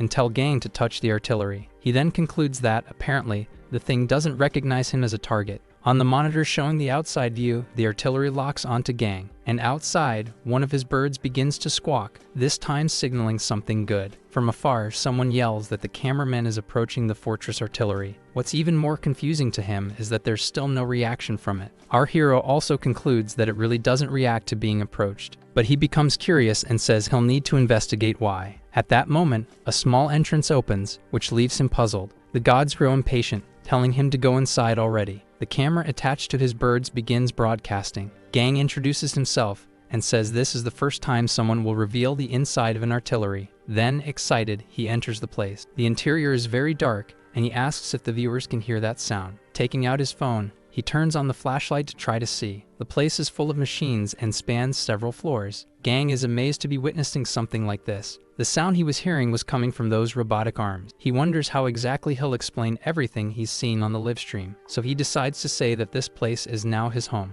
Even the gods are impressed, which makes our hero happy. But as he walks, something seems to catch his attention. Inside, there's a monster chewing on some kind of wood. Confused, the protagonist tries to understand why it's doing that. He's also in front of a house and doesn't get why that's there. This artillery is a monster that transforms buildings into fortresses, capable of massive destruction. To get more views, he presents the house and says he's going in to take a look. As soon as he opens the door, he notices it's identical to the house the government gave him. That makes him wonder if the fortress wants him to live there. Smiling, he says that's probably what's going on. At that moment, the gods announce that the monster was doing this because of Gang's chakra. Curious, our hero asks if it's because of the energy he received earlier. Inside the tower, he tells his subscribers he's going to end the stream there. Then he lies down in bed with his birds to sleep. In the middle of the night, still asleep, he starts to feel something strange. His body begins to undergo drastic changes. The gods were taking the protagonist's performance seriously. In the morning, when our hero wakes up, he's immediately shocked. Right away, he feels his body much stronger and more defined. His body had changed to better receive chakra from the gods. Excited, he says it looks like the gods still have more to give. He then tries to lift something heavy. To his surprise, he easily lifts a box full of missiles. Thrilled, he says his body's condition has completely changed. Already heading out of the tower, he looks at one of the monsters and says he'll leave things in its hands while he's away. The little blue creature just listens silently. With a friendly expression, Gang asks the little creature to take care of his house. Outside, many people wanted to interview him about the previous night, but Gang had no patience and told everyone to get out of the way. Frustrated, he tries to push through the crowd for now. To do that, he uses a bit of his new high-speed power. He was quickly on the other side, leaving some people shocked by his speed. Excited, our hero thinks he didn't imagine he'd be able to get out that easily. Suddenly, he bumps into something. Gang is left speechless as he looks up and even apologizes. It was a huge man blocking the path. The two shake hands to greet each other. Then the big guy says his name is Kang. He says he's a commanding officer and will be straight with the protagonist. He explains that he'll give him good equipment and a leadership position in the squad. Meanwhile, Gang listens in disbelief at what's happening. Getting no reply, the man asks if Gang doesn't want to be part of the Seoul force. The other hunters nearby are impressed by the offer. Our hero keeps thinking, while the others tell him he should accept. Even so, thinking it over, that equipment can't compare to his shovel, and when the day comes to finally face Null Blade, he'll need to be alone. He's very focused on carrying out his plan. So walking past, he thanks him but says he won't accept the offer. Hearing that, the two guys are shocked that he turned it down. As for the big man who made the offer, he laughs. He says the protagonist has the mindset of a true hunter. 1 month earlier, someone steps out of an elevator. The monster office manager was waiting at a table. The young man, surrounded by soldiers, asks them to get straight to the point. Then he asks how much progress has been made. In response, they say everything is going according to the young man's plan, but nothing can go wrong. Showing off his superiority, he says they're just 3-star masters, and it should be easy. One of the men hesitates and says everything will definitely go well, but the old man says their investigation suggests the person in question doesn't seem normal. Unbothered, the young man says he already understood and tells them not to spread the information. That reminds him of certain hunters who also aren't part of the association. Many of them don't cooperate with the government, so that's a problem because they could become a bigger threat than monsters. The man with glasses tells his companion that he must be suffering because of that, and that the old man really shouldn't be like this since the only one responsible is the Yonyu. So the old man agrees to continue without setbacks. Excited, the young man says they should prepare a memorial in advance. Back in the present, our hero's birds are already flying high with the camera. Gang waves to the viewers as he introduces himself. Looking at a notification about possible monsters, he tells the followers about an event from last summer. Soon the comments start flooding in, saying they remember it. As the truck passes by, he explains that around this time, fish monsters always show up. From the comments, we see the followers are excited and asking Gang to hurry. As he keeps walking, the protagonist says he's going to defeat the 3-star one. At that moment, in the middle of the live stream, an explosion suddenly happens. He turns around, trying to see what happened. The truck that had gone in that direction was coming back at full speed, and Gang notices that, from what he saw, something was coming right behind it. It was the monster fish with their huge fangs. 2 hunters in the back of the truck try to fight them off. One of them asks where they came from, since they're from a river that's far away. As more fish approach, they start getting scared because there are too many. Our hero, noticing something unusual, immediately runs in that direction. Seeing all the movement, he thinks of a way to stop them immediately. The truck driver seeing gang in front of him panics. But just at the moment of impact, our hero makes a huge leap. He positions his shovel and begs for it to work. When he lands right in the middle of them and slams his weapon into the ground, everyone is sent flying. Relieved, he says he wasn't sure if the earthquake ability would show up.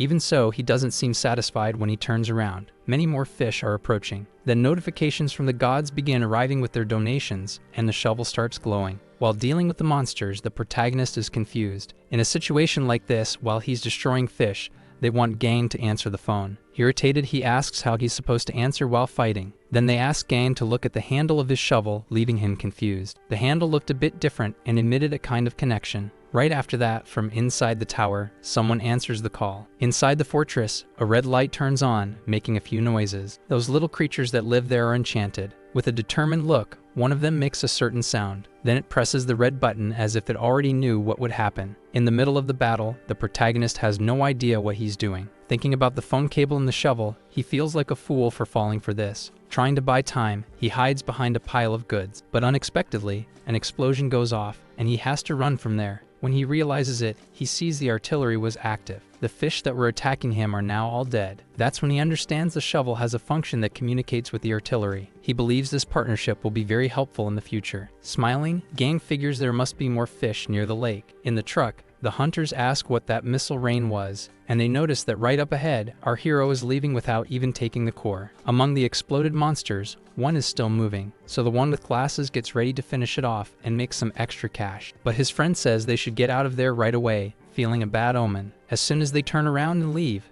the fish keeps staring. Then it starts feeding on its defeated companions. With that, its glowing body starts to change. Its small legs are now bigger and stronger. With a larger horn, this fish monster makes one of its strange sounds. At the bottom of the lake, others of its kind hear the noise. The water becomes turbulent and several jets shoot upward. A swarm of fish emerges from there, following the signal of their leader. Nearby, a few hunters are already in position to stop them, including Kim. She's surprised by the size of these beasts, which is much larger than last year, and there's also a mutant variant she hadn't seen before, so she warns her companions that they first need to take out their leader. That big guy is also in the battle, using his shield. He lets out a battle cry, showing his determination. With that, his shield glows red as if charged with electric light. His defense activates, blocking the fish from getting through. At this point, he calls the rest of the squad to hold their formation. He comments to his teammates that the way these fish are attacking is very different. Looking at his comrades, he knows things could get really bad. So he asks one of them if he knows why the fish have changed. And hearing the answer, the big guy doesn't seem too happy. He looks around and says the situation is not looking good at all. The monsters are getting stronger and faster. They're also managing to defend themselves effortlessly. Another concern is that more mutant variants keep appearing. One of the hunters is already about to be devoured and calls for help. The huge mouth of one of the fish opens wide to chomp him down. He puts his arms in front of his face to try to protect himself. At that moment, young Kim appears to save him as always. The big guy thanks the girl for saving a member of his squad, and she simply replies with a gentle smile.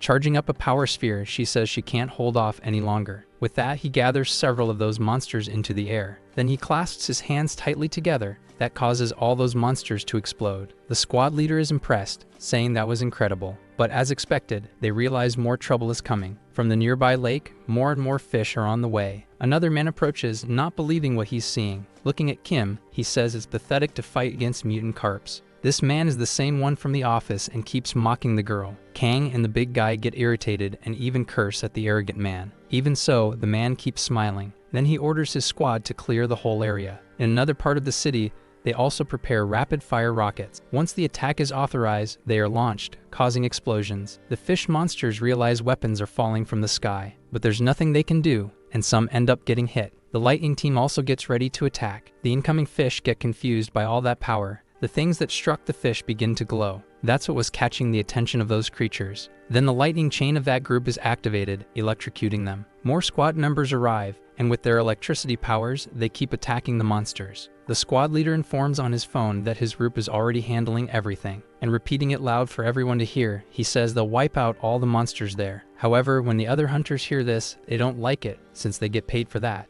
Even the big guy doesn't seem thrilled with the idea. He calls the young man's attention, saying his name. Yeonyu questions if Kang came there to thank him, but in reality, the man is really angry and grabs him by the shirt. Kang demands to know if that bastard already knew the fish attack was going to happen. With heavy sarcasm, the guy responds that such a thing is absurd. Then he demands an explanation for all the weaponry being so prepared. All the members of his squad were extremely well equipped. Still frowning, Kang says you don't prepare something like that out of nowhere. Shrugging off his hand, Yu replies that it's not a problem for someone as competent as himself. Feeling insulted too, Kim steps in, asking for an explanation. She puts a stop to it and says it's no time to be fighting. One of Yu's soldiers approaches and says they're already ready to attack, so the young man steps away, leaving Kang furious. Yu returns to his team and explains that they'll act just as planned, but fish were still arriving through the water, so as they emerged onto land, they get shocked. However, as they were taken down, more kept advancing into the water. Underwater, the members prepared the electricity ignition. Then they triggered the shock. All the water turned red and started bubbling. With so much electricity, some of the monsters jumped out of the lake. Another part of the team handled the ones emerging from within. That way, both those inside and those outside were hit with powerful shocks. Even so, there were too many of those creatures, and they needed to stay focused, because as the water temperature rose, more of them would appear. Suddenly, one of the mutant carps, this time a giant one, appears. Kim and her friend are stunned, saying that one must be the leader of all the others. The monster opens its mouth, showing its sharp teeth. But that doesn't scare you, who simply tells his squad to get ready. Equipped, the members say they're about to activate reinforcements. Once cleared, they launch the slicing chains. They hook into the monster's body. Several parts of it are pierced by those spears. The spectators are confused, wondering what he's planning. It seemed they weren't just buying time. On all their backs was a kind of electricity storage device. Then the leader triggers the lightning shock. Through those chains, the electricity is channeled straight into the monster. Kim is impressed by the strategy and didn't expect you to be that strong. From his hand, a massive energy pulse surrounds his body. He points his hand forward to launch it at the creature. Then a kind of laser beam shoots right through the fish monster from side to side. Even his companions had never seen his power this strong before. After that, he tells his men to quickly retrieve the core. Kang, standing nearby, says he doesn't believe there's only one of these creatures. Trying to stay on top, the young man says he already knew that. At that moment, another identical creature appears from the depths of the lake. Turning his head, he says the big guy could just stay quiet and watch. Making a horrendous sound, the creature bares its teeth. Talking to his squad, Yu says the second one appeared just as planned. Meanwhile, he was broadcasting the entire battle. The young MC had trained his team to be powerful. He did all of this so his father would recognize him and see his team as the best. So all his soldiers rush to retrieve the core before the monster regenerates. One of his men calls out to their leader, expressing doubt. In response, Yu says they should finish everything as already agreed. Getting closer, he says they should show that their team is different from the others. This motivates the guy, who calls out to his teammates, saying he'll take the lead. The young leader leaves the area, feeling very lost. With a determined expression, he says he's going to where his father is. Already in the car, someone congratulates him on having a good team. His phone makes a certain noise, and he checks to see what it is. Putting on his headset, he talks to the team leader, asking how things are going. He replies they were already retrieving the first core and almost done with the second. Smiling, he responds by saying that was a true worker. His subordinate agrees and thanks him. They were doing exactly the same with the second creature. As soon as they manage to subdue it, the leader tells them to hurry and grab the core. But as they get closer, they notice the monster is still moving. So they head to the exact spot to extract the core, but the fish is still conscious. One of the soldiers pulls out the core and shows everyone that it's done. But when they least expect it, the creature is right behind them with its mouth wide open. Confused, the guy wonders if there's another monster like this. With no time to escape, the man ends up getting bitten. Furious, the monster charges at the others. Kang and Kim are stunned by what they see. The commander wonders what happened to the core. The monster was standing again, and the soldiers ran in a panic. The two friends, Kang and Kim, realized that this fish had evolved. Its body looked a bit different and had grown even more. Looking at his comrades, the leader orders them to regroup and attack, so they begin to release the chains once more. But this time, the monster manages to dodge most of them. After a few hits, the chains start releasing yellow lightning. The monster's entire body is electrocuted. However, its eyes were different now, more focused. Because of that, the fish immediately counterattacks and takes down several soldiers. Many uniforms and helmets fly through the air, leaving the rest in despair. The creature lunges to bite one of the remaining soldiers. The man sees no way out, thinking this is his end. But a loud noise catches his attention, making him look to the side. Brave Kang had gone there to help him, using his shield. While pushing back, he begs the guy not to give up. He tells the soldier to reorganize the gear and the rest of the group. With wide eyes, the helmeted man is impressed. He's scared and doesn't believe they can take the monster down. Running away, the soldier says he won't become prey. That way, the big guy is left alone, without support. The monster is already ready to deliver one of its devastating punches. In despair, Kang starts screaming. Just in time, he's pulled away, and the punch only hits the ground. Even so, the guy is in shock and keeps screaming. The monster gets angry and opens its mouth, making a strange sound. Right behind, Kim uses her power, trying to move it elsewhere. But she's struggling and wonders if this is what an evolved one's power is like. The creature stays still for a few seconds. Then it starts roaring and manages to move even under the girl's power. Frightened, she realizes the monster tore through her superpowers. Its claws were already right behind her back and about to catch her. She can see everything in slow motion as she's about to be eliminated. But in that instant, our hero arrives with his weapon and slices off the monster's hand. The girl can barely believe she was saved at the last second. With a cheerful smile, the protagonist asks if he's looking at a monster with two cores. Facing that giant fish, he says they ended up waiting longer than they should have. And with an excited look, holding his shovel, he says the hunt is about to begin. Waking up a bit dizzy, the big guy wonders how long he's been unconscious. His friend says it was about 5 minutes, but he wants to know what happened. So from there, they watch Gang handling that monster all by himself. While fighting, he notices that his body movements really feel different. Out of all the battles he's had, he can now move better and jump higher. After reaching the healing level he aimed for, he prepares to strike. He manages to slice off one of the monster's arms. The severed limb hits the ground, palm open, with red fluid spilling out. Irritated, he keeps running and says that was enough. The monster could stop now, but apparently, the fish wasn't ready to give up. He grows even angrier, and his power seems to start rising. As he watches, our hero notices the creature was regenerating, and that's because the monster was feeding on others of its own kind. That leads the protagonist to conclude that's why it's getting stronger. To confirm, he grabs his weapon and jumps high into the air. Then he slams it down to trigger one of his earthquakes. Large spears of earth erupt from the ground, surrounding the creature. With wide eyes, the fish looks terrified. Gang gets excited, thinking he had left the monster with no way out.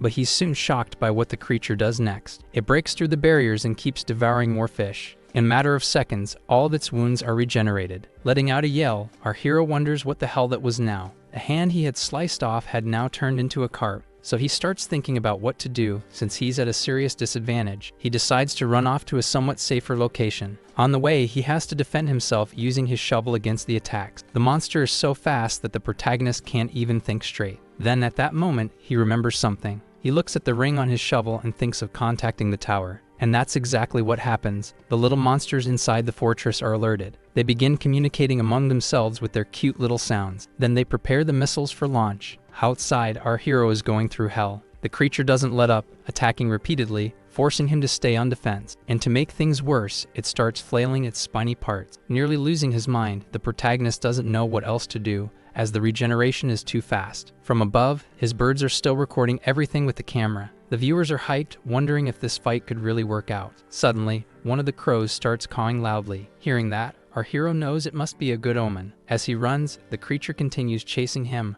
ready to finish him off. But when he looks up, he sees something that makes him hesitate. A massive explosion is coming from above and hits a nearby hill. His friends, watching from afar, also wonder where that came from. A huge cloud of smoke takes over the area. Hidden behind some rocks, our hero realizes he almost lost his life. He notices that the missile used was different from the previous ones. Even after the explosion, the monster is still alive and getting up. Watching it closely, he sees it was slightly damaged, but it still has decent vision. So the protagonist decides it's best to buy time using firepower. For that, he needs a core. But since he doesn't have one, all he can do is regret it. At that moment, the gods tell him to return with chakra, and Gang's body begins to glow. That reminds him of the previous time when his body was filled with chakra. Once again, his body feels just like before. The monster is now charging toward him at full speed. Our hero sharpens his focus to perform the moves correctly. Then he grips his shovel and channels his energy. Shouting, he charges forward with everything he's got. With full force, his weapon is thrown, even piercing through the creature's body. It looks confused, not even realizing what happened. And when it looks at its own torso, there's a gaping hole. One of the cores is now visible and can be extracted. Kang remains nearby and is stunned by what he sees. The young Kim is also impressed, witnessing the cameraman's true power. Our hero's body is still surrounded by powerful chakra. He looks at her and can feel all the attention on him. It's overwhelming. In the live stream, seeing that scene, the subscribers even call him insane. In fact, that core popped out of the body the moment the shovel hit it.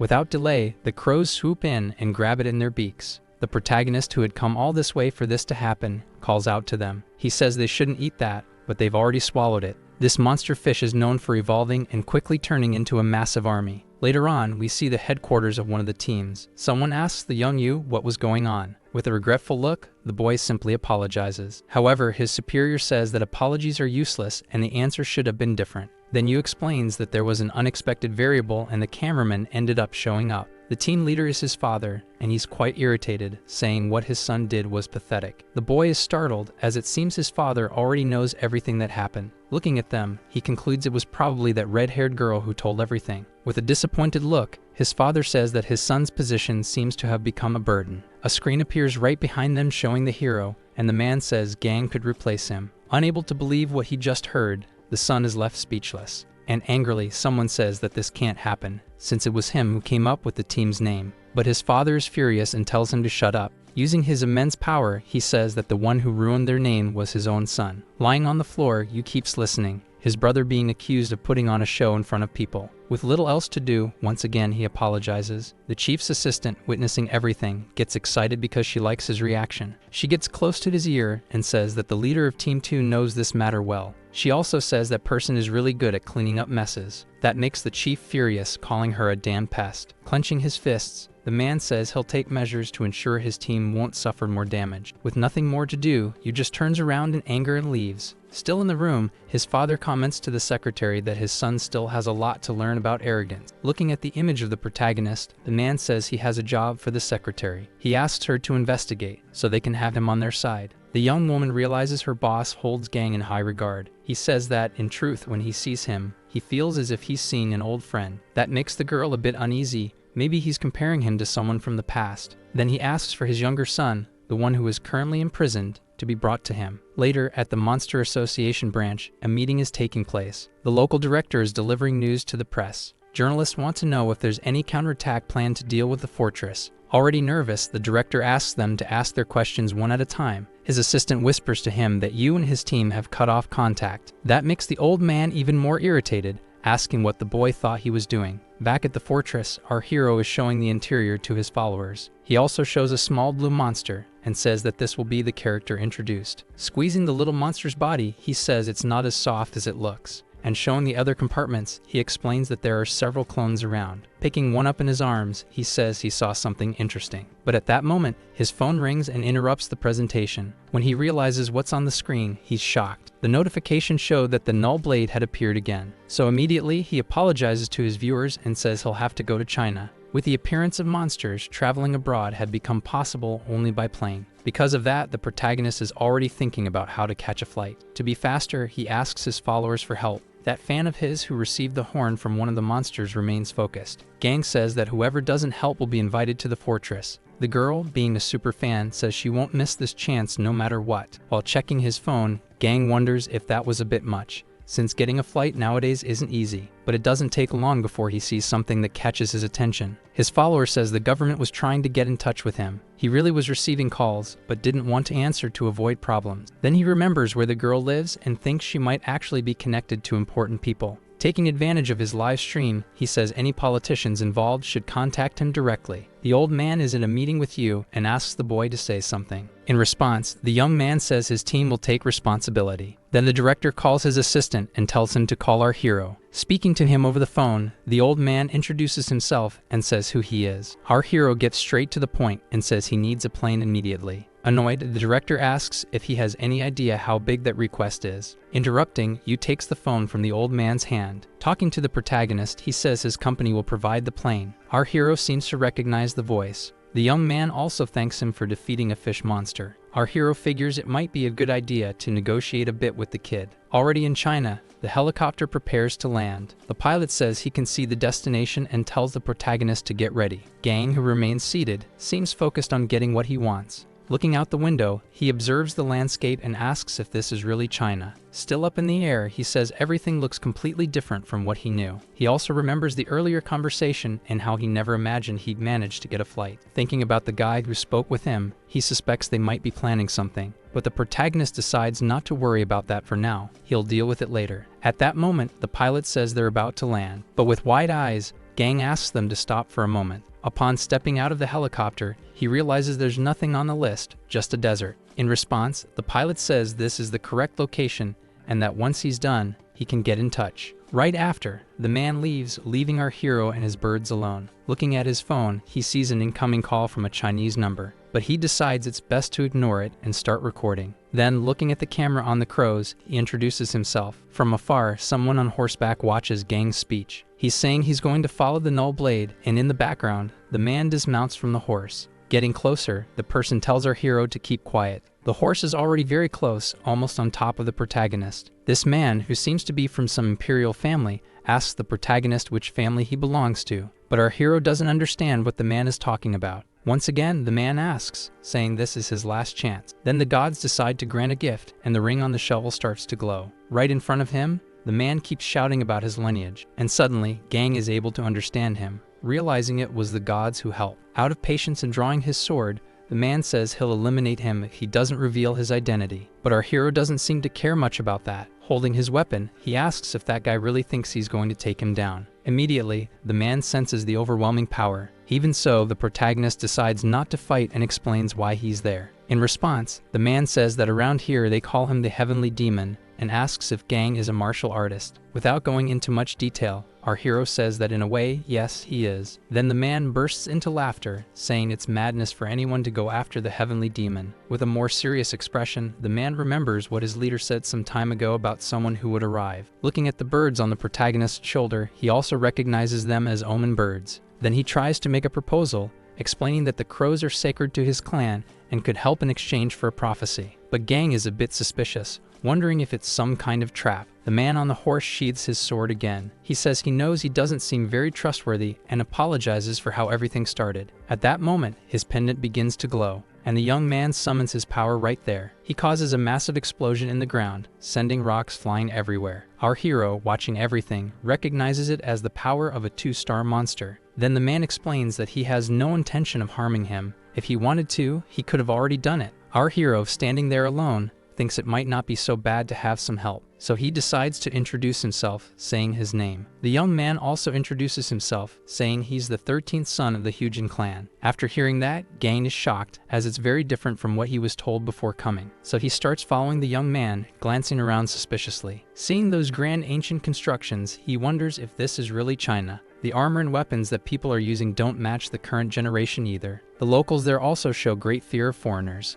Everything is being broadcasted, and the followers also comment on the situation of the place. When he arrives at his house, someone greets the young man, calling him young master. Along the way, he starts explaining his clan to the protagonist, and soon they arrive at the pavilion of the Flaming River, which is over 500 years old. Faced with such grandeur, Gang is truly shocked by these differences. The young man tells the guard that our hero is his honored guest, and while Gang stays silent, the boy says he wants to meet his chief. Somewhat suspicious, the guards whisper among themselves. Nervous about the delay, the young master complains that they're making the guest wait. At that moment, the boy notices the presence of someone he didn't expect. A girl named Namgong says their chief has already granted them permission to enter, so the two of them follow her into the palace. Our protagonist is impressed with every corner of the place. He also notices that all the beautiful young women from the village were in that same place. The girl leads them to an elevator, and the boy asks if their chief had allowed this. In response, the girl says it is allowed, since they have a special guest. The young master then tells our hero that their chief must consider him someone important to let him use the elevator. While going up, the protagonist can't stop staring at that girl.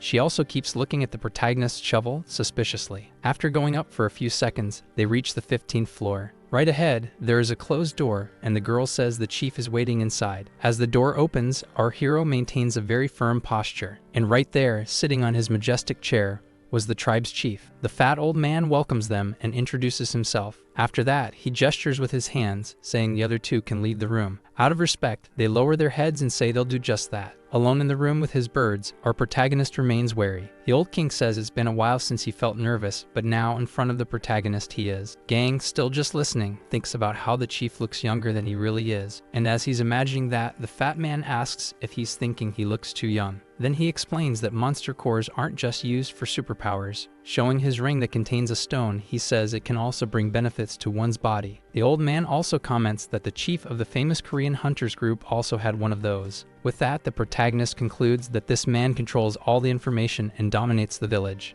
Then, getting straight to the point, our hero asks if the old man can locate the null blade. Apologizing for being so relaxed, the chief says he'll answer right away to avoid wasting time. He asks Gang to wait a bit, as the soldiers are currently searching for that monster. To let him rest from the trip, the king says his daughter will personally take care of him until there's news. The young girl introduces herself by name. She points to the place ahead, signaling for the protagonist to go there. Even without knowing the old man's true intentions, our hero decides to play along. He's going to do everything he can to eventually capture that damn monster. Meanwhile, the old man keeps letting out awkward giggles. Until the soldiers arrive at the location, he stays seated on his royal bench. But he wonders if the girl won't leave his side, since she's been there the entire time. So he tells the girl, who gets startled, that he wants to rest alone. The girl explains that her chief told her to take good care of him, so she couldn't leave. While looking at her face, he notices something strange. Her eyes had turned red and glowing. It was as if she were trying to hypnotize the protagonist, but he notices and asks what that means. He gives her a firm look, and the girl, still with those glowing eyes, keeps staring at him. Focused on our hero's face, she asks him to show the secrets he's hiding. However, the protagonist doesn't know what secret she's talking about. Then, with her already on his lap, he says this is absurd,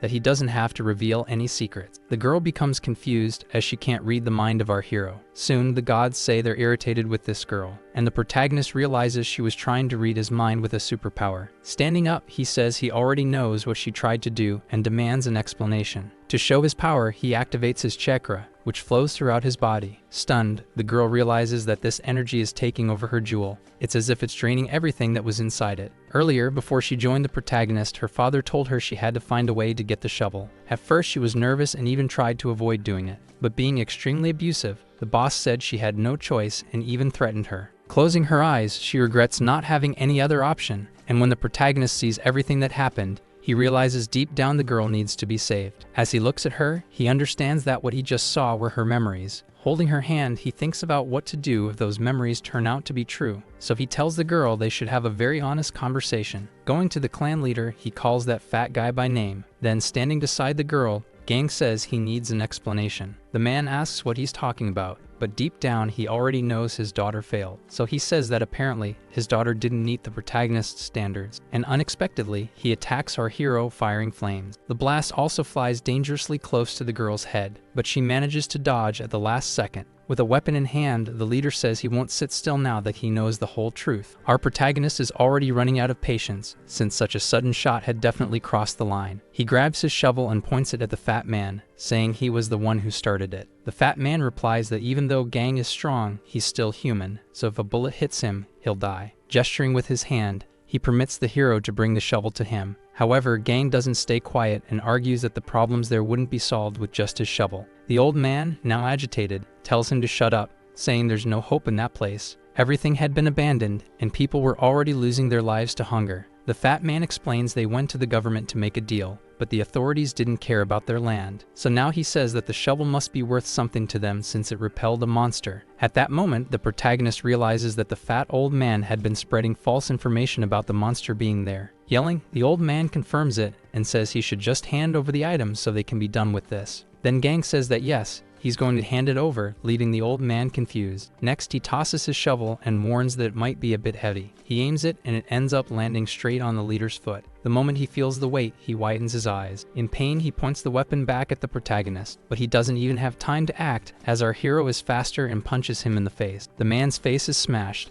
and he even loses some teeth. The impact sends him flying toward his so-called king's chair. His head hits hard, and he completely loses consciousness. His daughter, who's also in the room and watching everything, is stunned. At that moment, another young man rushes in, panicked after hearing the noise. However, when he sees the scene of his boss unconscious, he says nothing. He just stands there for a few seconds, facing our hero and the girl. Once it hits him what just happened, he starts screaming for his boss. The old man was lying there, unresponsive. With that, the protagonist already expected he'd have trouble with this young man. Grabbing his sword, the boy says he won't let Gang leave there alive. Pointing his sword, he says no excuse is going to work on him. Then, after getting into position with the sword, he activates his firepower as well. Our hero, standing on the other side, wonders if he should just knock him out. Meanwhile, the young man starts venting, saying that despite everything, the boss was his real father. Right after, he charges full force, hurling stones toward our hero. His sister, who was right there, steps in front to defend the protagonist and asks her brother to stop. Confused, the young man asks why his sister is stepping in. Then he rests his sword on the ground. The tension in the room is heavy for everyone. Still confused, the boy asks what she's doing and if she's helping the enemy. Calmly, the girl approaches her brother, calling him by name.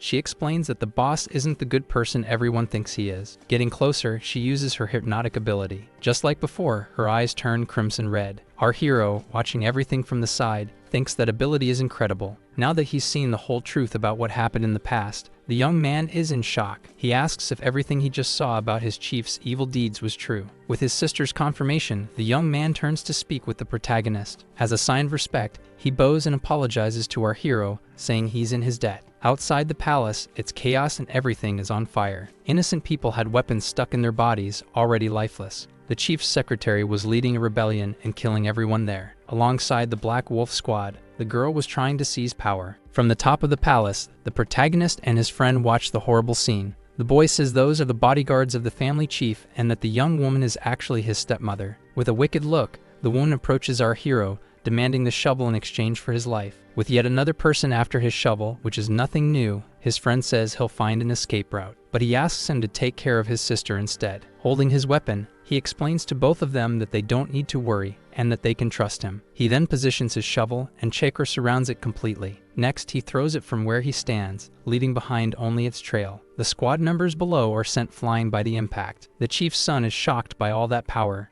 Turning with a smile, our hero says that if he wanted to, he could have taken him out from the beginning. That's because when he arrived there, the young man threatened him with a sword. However, since he can't waste any more time, he leaps from where he was using his energy. He's very excited to show everyone his true power. Down below, the squad members try to pull the shovel from the ground but can't. And without realizing, the protagonist crashes down there, hitting the ground and sending everyone flying again. Some of the men who escaped comment that, as far as they knew, Gang had no abilities, but after what they'd just seen, they decide to use their knives to take him down. They all charge at the same time to defeat him. Holding his shovel and swinging it, our hero says everything will be just self-defense. Shocked, the stepmother wonders if the rumors that he had repelled the celestial demon were true. Meanwhile, inside the palace, Hugo, the fat chief, is still unconscious. The two siblings are there and comment that they must leave quickly before everything collapses. The girl feels bad about leaving their father behind, but her brother says there's no time. Then they notice the core inside the chief's ring is glowing, so the boy concludes that their father hasn't lost his life yet.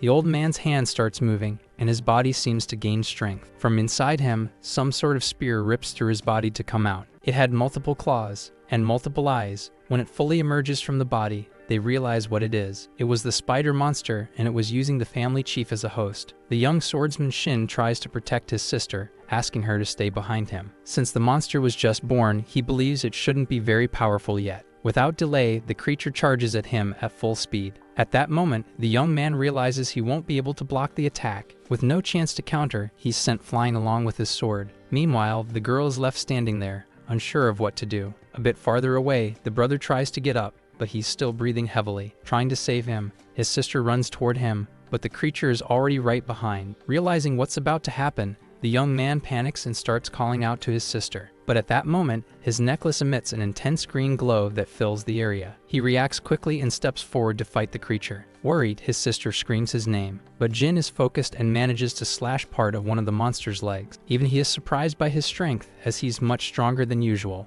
Looking at his necklace, he also feels that the synchronization rate with the core has increased. The beast remains there with some cuts, so the young man prepares again to act before the monster recovers. He grabs his sword and charges straight at the monster once more. This time, the spider tries to jump to dodge the attacks. Even so, it ends up being hit in several parts of its body. The monster wants to eliminate everyone, but it remembers something it must do first, so it retreats outside in search of a new host. Quickly, it focuses on the stepmother who was outside with the squad members. The woman notices some movement and even turns her head to look. But suddenly, a massive attack comes her way, causing a huge explosion. As the dust settles, they realize there's a monster there and the woman had been struck. Our hero, who doesn't understand any of it, wonders where a monster like that came from. Meanwhile, the spider wraps the stepmother's body in its web. Once everything is ready, it leaves while muttering. The woman tangled in all those webs is still alive and cries for help. The squad members realize it was a spider monster acting as a host, and looking at the creature's body, they spot some wounds. So they conclude that in this state, they could finish the monster off. Meanwhile, the spider thinks of a place where it could buy some time. Then, using one of its fire blasts, it tries to flee quickly through the group. The woman's soldiers run after it to rescue her,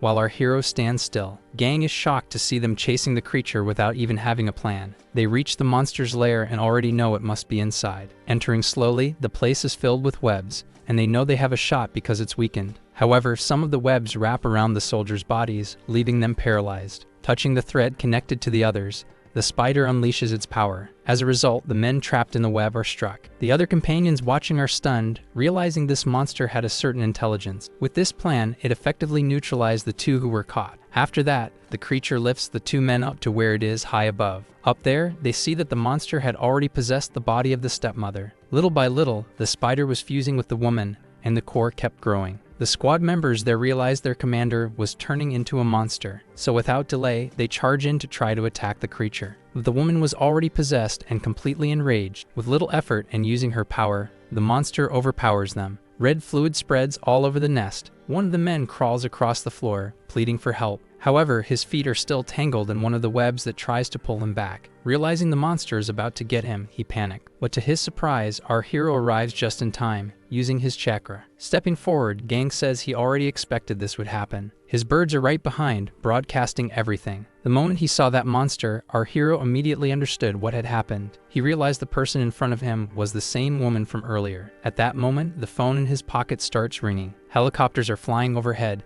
demanding that the protagonist stop recording there. The man on the call says that if he doesn't hang up, he's going to lose his life. That makes our hero furious, as they call it a moment when he's extremely busy. Right as something is about to happen, his bird starts singing. Unfortunately for our hero, it's the call that signals bad omens. Immediately, the spider monster tries to strike Gang, who defends himself with his shovel. He wonders if he should even continue this fight, since the rebel army has already been wiped out. Looking at the helicopters, he notices the symbol below belongs to the 4th Red Dragon Force. Several of them are there, trying to stop the broadcast and contain the disaster. The man who seems to be the commander is furious because our hero hung up on him. Then members of the attack force equip glove-shaped weapons. They are ordered to eliminate the spider monster and also secure the protagonist's shovel. Without delay, they enter the area and aim directly at the monster. One of the soldiers is excited, saying the creature is nothing more than a bug. Inside one of the helicopters, the man gets his fire glove ready to attack. Then, all at once, they open fire. The spider monster looks up at the sky and sees small glimmering beams. It then prepares its core, hoping to escape. When it hits the ground, a massive explosion erupts. The leader celebrates for hitting the correct spot. Smiling, he says that this is the power of his great nation. But before he can even finish his sentence, one of his comrades is attacked, destroying the helicopter. He's left confused, trying to understand what that was. In fact, the monster was untouched. It was throwing fireballs in retaliation. Our hero was still nearby, watching everything that was happening. He believes he's witnessing the well-known shockwave of Blow Tor. Meanwhile, the shockwave attack keeps coming from the monster, but helicopters were being hit and destroyed. Seeing this, the leader panics and wonders what kind of spider monster that is. He then tells his remaining comrades to spread out so they don't all get caught in the blast. From a certain part of the spider's body, it spreads a massive amount of web. With that, it manages to grab another one of them midair. It also snags the helicopter blades, which immediately stop spinning. With that, the helicopter begins to fall, leaving the leader in despair. In the end, it crashes into the ground, blowing up in all directions. Once again, a body is flung. This time, someone else's. Holding his birds, the protagonist wonders how this situation could show any sign of good luck. He believes maybe the host possesses the superpowers of Blow Tor. But in this situation, our hero sees no reason to fight more than necessary against this monster. So he tells the viewers that he's going to run away from there. But that's not what the gods expected from our hero, even though he tells them he can't handle it this time. However, they say they were waiting to make another donation. With that in mind, his reaction changes. He's suddenly excited to face the creature. Heading into battle, he tells his followers that the real fight is about to begin. The leader who was in the helicopter is still alive and crawling, gasping for air. Looking up, He reflects that what he's seen makes no sense at all. With all his comrades already lifeless, he wonders how just one monster managed to wipe them all out. His members are highly trained, and victory should have been certain for them. But he now imagines the monster is strong because of the memories of the stepmother woman. Considering her battle experience and her superpower, it made the monster incredibly strong. With such power in that woman, the entire squad had gone on the defensive. But then he turns and notices someone approaching. From the other side, our hero arrives, ready to take down the creature. Gang was trying to destroy its core quickly. Confused, the woman who is now a monster feels a strange sensation. When she looks at the protagonist, she immediately senses that it comes from the shovel. So to maximize her chances of winning, she decides she will absorb the brother's cores first. That way, she would also get revenge, since her stepson had hurt her badly. With a vengeful look, the monster plans its next move. Its body moves in a way that the protagonist can't read or predict. He's left confused, wondering what that damn thing is up to. Next, the creature simply uses its power to make a massive leap. Realizing she's fleeing, our hero gets really irritated. Since the creature was heading for the palace, he already suspects she's going after the siblings. So he can't waste time and says he has to move fast. But when he tries to move, the shovel doesn't seem to want to follow. That's because he feels it's much heavier than usual. He also notices that its handle is much longer, so he charges his body with chakra to try to lift it. Since he's struggling, he begs for it to go back to normal. Soon after, Gang lights up, as it seems he's finally able to lift it again. But at that moment, a new mark appears on it. He wonders if this is the new donation from the gods, since he can now control its size. The viewers who are paying close attention notice this shrinking. After that, he strikes the shovel on the ground. With his foot on top of it, the protagonist says that if he can shrink it, then he can also make it grow. Standing right in front of the palace and with his body filled with energy, he's ready to go after the monster. Inside, the siblings try to escape the place, which is already collapsing. They run as fast as they can, but at that moment, the spider woman arrives, breaking everything and sending Jin flying. When he sees that his stepmother is the creature, he screams. His sister is extremely worried about him and shouts his name. Jin is lying on the ground, about to be eliminated by the monster. However, once again, she gets furious for being interrupted. The protagonist arrived just in time, already in position to strike her. Confused, the stepmother wonders how he managed to get there so quickly. Gang is completely focused on taking her down. To reach that height, our hero made his shovel grow in size. Shocked, the creature becomes furious upon seeing this unusual sight. After reaching the top and shrinking the shovel back down, the woman thinks about what to do. But Gang quickly prepares himself, using his full strength. And with his best technique, he throws the shovel at the monster with everything he's got. With no time to react, the spider is struck. Her body is pierced, forming a massive crater. And with the creature lying motionless on the ground, a helicopter approaches. The siblings are happy that the protagonist is still there. And upon seeing the helicopter, the girl asks if he's already leaving. In response, our hero says he's finished everything he needed to do there. And even though he was deceived, he learned important lessons about awakening and extreme speed. He was also glad because he had gained a new ability with his shovel. But there was something else bothering Gang. His shovel wouldn't stop emitting a signal, and he wonders if something happened at the fortress. Because of that, the girl offers to go with our hero. Caught off guard, the protagonist doesn't know what to say. So carefully, he thinks about how to tell her it's not possible. Placing his hand over the girl's core stone, he explains what happened. The girl is able to see all his memories. She meets Gang's family and also sees how Null Blade destroyed everything. After that, she witnesses all the pain the protagonist went through, even losing his little sister. And how he nurtured that revenge since childhood to destroy that monster. When Gang lets her go, she's shaken by everything she saw. Her breathing quickens, and she becomes breathless. Finally, the protagonist tells her that the path he must follow isn't worth it. Then he turns around and says he's leaving. While flying the helicopter, he sees some news about the Hunter rankings. He believes it changed because of the Red Dragon team's defeat. Even though the main member of the team didn't participate in the battle, there was no way to avoid the drop in rank. Then in the weekly news, they discuss the new standings, and that's how they reveal the current top 5. And this includes our protagonist among them. Next, the journalist starts to go through each one, beginning with Captain Africa. His team was blocking the Entropy Monster Army. In second place is the strongest man in Russia, known as Kaiser. In third, Master Johann, known as the leader of the strongest assault force. In fourth is Yamato, the strongest dual sword wielder. After listing the top 4, she picks up the final card. And so she announces that in 5th place is Mr. Cameraman, the most talked about name right now. She says that he managed to take down the variant that the Red Dragon members failed to defeat. The journalist's coworker comments that he's eager to see Gang's power from a new perspective. The only thing he knows for sure so far is that the shovel is incredibly powerful. Not understanding, the journalist asks what exactly he means by that. He explains that not all monsters have a humanoid form like the fortress. He also highlights that aside from our hero, no one else can even lift the shovel. And there's the fact that it was able to wound null blade. Meanwhile, the protagonist listens to the entire interview as they talk about him. As soon as he hears the man say the shovel might be a monster, he turns off the phone. However, Gang isn't upset and understands why people think that way. And honestly, he's starting to enjoy all the attention. At that moment with the sound of waves, he wonders if they're already flying over the sea of darkness. And he reflects that the only reason he was able to get to China was because of this aerial transport. Unexpectedly, the gods start commenting that they're getting anxious. And to complete the moment, one of the birds starts to sing. The helicopter's radar isn't acting normal and starts beeping. Something strange appears just above the rotor blades. It's a massive insect with wings. The pilot panics as he realizes the creature is closing in. Gang is also shocked because he didn't expect another attack so soon. That insect monster was almost the size of the helicopter itself. With that, everything starts to fall apart, and our hero begins to panic. Part of the helicopter breaks apart. As a result, the monster manages to get inside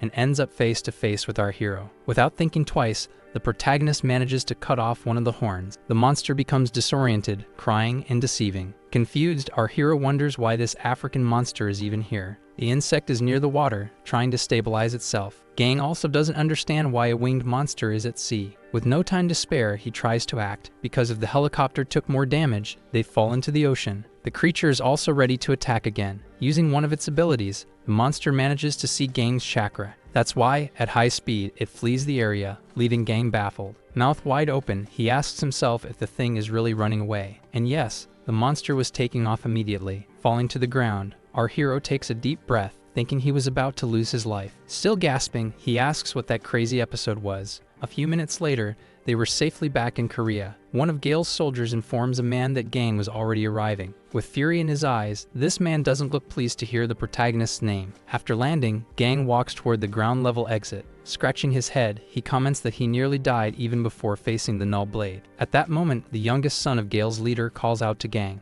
This man was the protagonist's former boss at the beginning of the story. Now Gang throws it in his face that he already suspected he was one of the Sons of the Storm. Wasting no time, Gang turns his back, and the buff guy says they should go to the protagonist's house. Without Gang's attention, Lam yells at him that it's already too late at night. Even so, Gang insists that how he leaves isn't any of his business. With that reaction, Lam gets furious. He wanted to fight Gang, but his father's secretary was there watching his every move. So he yells to the protagonist, who has his back turned, that a limousine is already waiting. Turning around, all Gang can think is that Lam has lost his mind. Angrily, he climbs the stairs asking about this limousine and what he's planning. But the buff guy is so scared he can't even give a proper answer. Holding his shovel, our hero tells him to spit it out while there's still time. So Lam tries to explain, saying he was just ordered to help the team. Quickly, our hero remembers his older brother. Gang suspects that this is all Yu's idea. At that moment, his shovel begins to emit the tower's signal, so he thinks he better leave as soon as possible, since something might be wrong. Immediately, he starts running, saying he has no time to deal with small talk. Lam panics and begs Gang to wait. That was already the edge of the building, and the protagonist simply jumps. Then he commands his shovel to extend. It does exactly as he said and increases in size. With that, our hero slides along the shovel, and so he continues moving with the help of his shovel. He was going as fast as he could. His body was practically flying to reach the artillery station as quickly as possible. This ability he was using was the result of combining it with his chakra. The speed he could achieve was like that of a human bullet. The gods were also enjoying the combination, and after a short while he arrives at the tower. With his high-speed landing, the ground even cracks. When he looks forward, he's faced with something unusual. There was a light post, and he wonders if the artillery was responsible for all this. From the entrance that leads inside,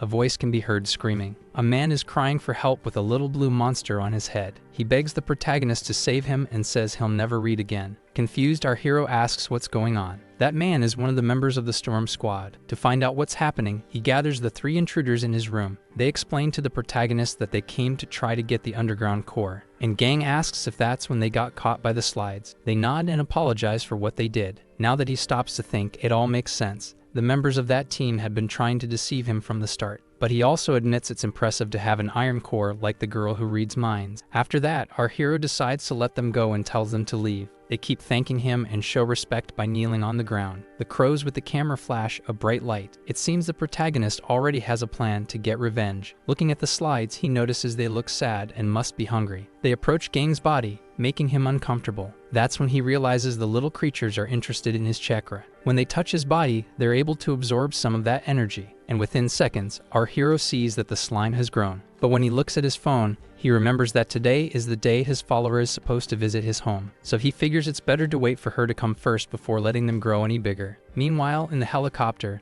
scientists collect remains of the monster. They manage to find part of the horn that the protagonist had pulled off. They also say it needs to be analyzed, but it's almost certain that it's an entropy. This monster is an ant that avoids hard work. Its habit is to enslave humans, and its reproduction rate is extremely high. The appearance of this winged variant can only mean one thing. A new queen has emerged. Later, we see the Republic of Korea. The young Kim is there and has just defeated a few monsters. At that moment, she sees a notification warning a possible entropy variant in the area. The other hunters receive it too and are shocked. The big guy gang realizes the situation is about to get ugly. Around the city, our hero uses his shovel for movement. With its new ability, he's able to leap from building to building. Once he reaches his destination, he jumps to the ground. He was in a familiar place and hadn't expected to return so soon. Behind some bushes, he hears someone talking, so he decides to stay put and eavesdrop on what it's about. When he sees who it is, he wonders why those people are there. One of them is an older man with glasses, a high-ranking hunter. He asks his subordinates why they took so long. The pink-haired girl mocks them, saying her collie is too sensitive. Playing along, the blonde boy says the man probably wants to become an idol with this opportunity. At that moment, Kim also approaches and asks if the man had waited long. She says her conversation with her younger sister lasted longer than expected. Hearing this, the blonde guy says she loves her brother a bit too much, and since everyone was already there, they could head out in the car parked nearby. As they're about to get in, the guy says the lady should go first. The girl says she's only interested in Gang, which annoys the blonde boy. The young man says his sister is also in love with Gang, and he just doesn't get why girls like him so much. Our protagonist, who's watching everything from behind a bush, wonders if they gathered because of the entropy. Even though he's curious, he decides to let it go. He's got other things to deal with. Our protagonist is entering a hidden place. The gods try to give their opinions, saying they're anxious, but Gang snaps back that things don't get solved like that. Suddenly, the girl hears some noises and opens her curtain, coming face to face with the protagonist. Right away, she recognizes Gang and even calls him by name. Startled, our hero tries to explain that he's not some kind of criminal, but the girl shuts the curtain in his face before he can even finish. Inside her house, another girl asks if he really is Gang. He confirms, but finds the whole situation pretty awkward. Inside, the young woman says she didn't know he was that fast and that she'll go change first. Apologizing, the protagonist says he got there using a different method. Curious, the girl pulls the curtain open and asks if that method was his shovel. With no way to avoid it, Gang admits it, which makes the girl even more intrigued. Not wasting any time, she runs off to change clothes. Our hero is left speechless. He didn't expect her to get so excited. He even smiles a bit because she reminds him of someone. His little sister always asked for his opinion when she didn't know what to wear. Thinking about that, he gets a little sad. But the girl soon pulls his attention back. She's very well dressed and takes the opportunity to ask about the monster Gang fought. In response, the protagonist says he wasn't expecting that question, and the girl says she likes monsters. A little embarrassed, she says that with the cameraman's strength, it would be easy to defeat monsters. Hearing that compliment, our hero even starts feeling himself glowing with pride. But he replies that things aren't as simple as they seem. He explains that the Red Dragon Squad ended up being wiped out by a variant, and speaking bluntly, he tells her that you can never be sure of victory no matter the situation. The girl is impressed, realizing that Gang is very humble. At that moment, the gods start making romantic jokes, but the protagonist doesn't like it much. Getting straight to the point, he says he'll take her to his house, and the girl asks if he'll use the shovel. Then, immediately, he grabs it to begin moving. Before leaving, he tells the girl to hold on tight to his body, so she grabs onto his shirt as tightly as she can. After that, our hero begins to use his tactics to leap. The girl is amazed as she never imagined it would be this extreme. She comments that everything is so fast, she can't even believe it's real. While jumping across the city rooftops, the girl says she's super excited. With a cheerful face, she explains that she's always been sick, so it was hard for her to get around. That hits the protagonist emotionally, as he never imagined it. And as he looks at the girl's face, he thinks that if his sister were alive, she would probably look just like her. A little higher above, his birds are flying, and one of them lets out a cry.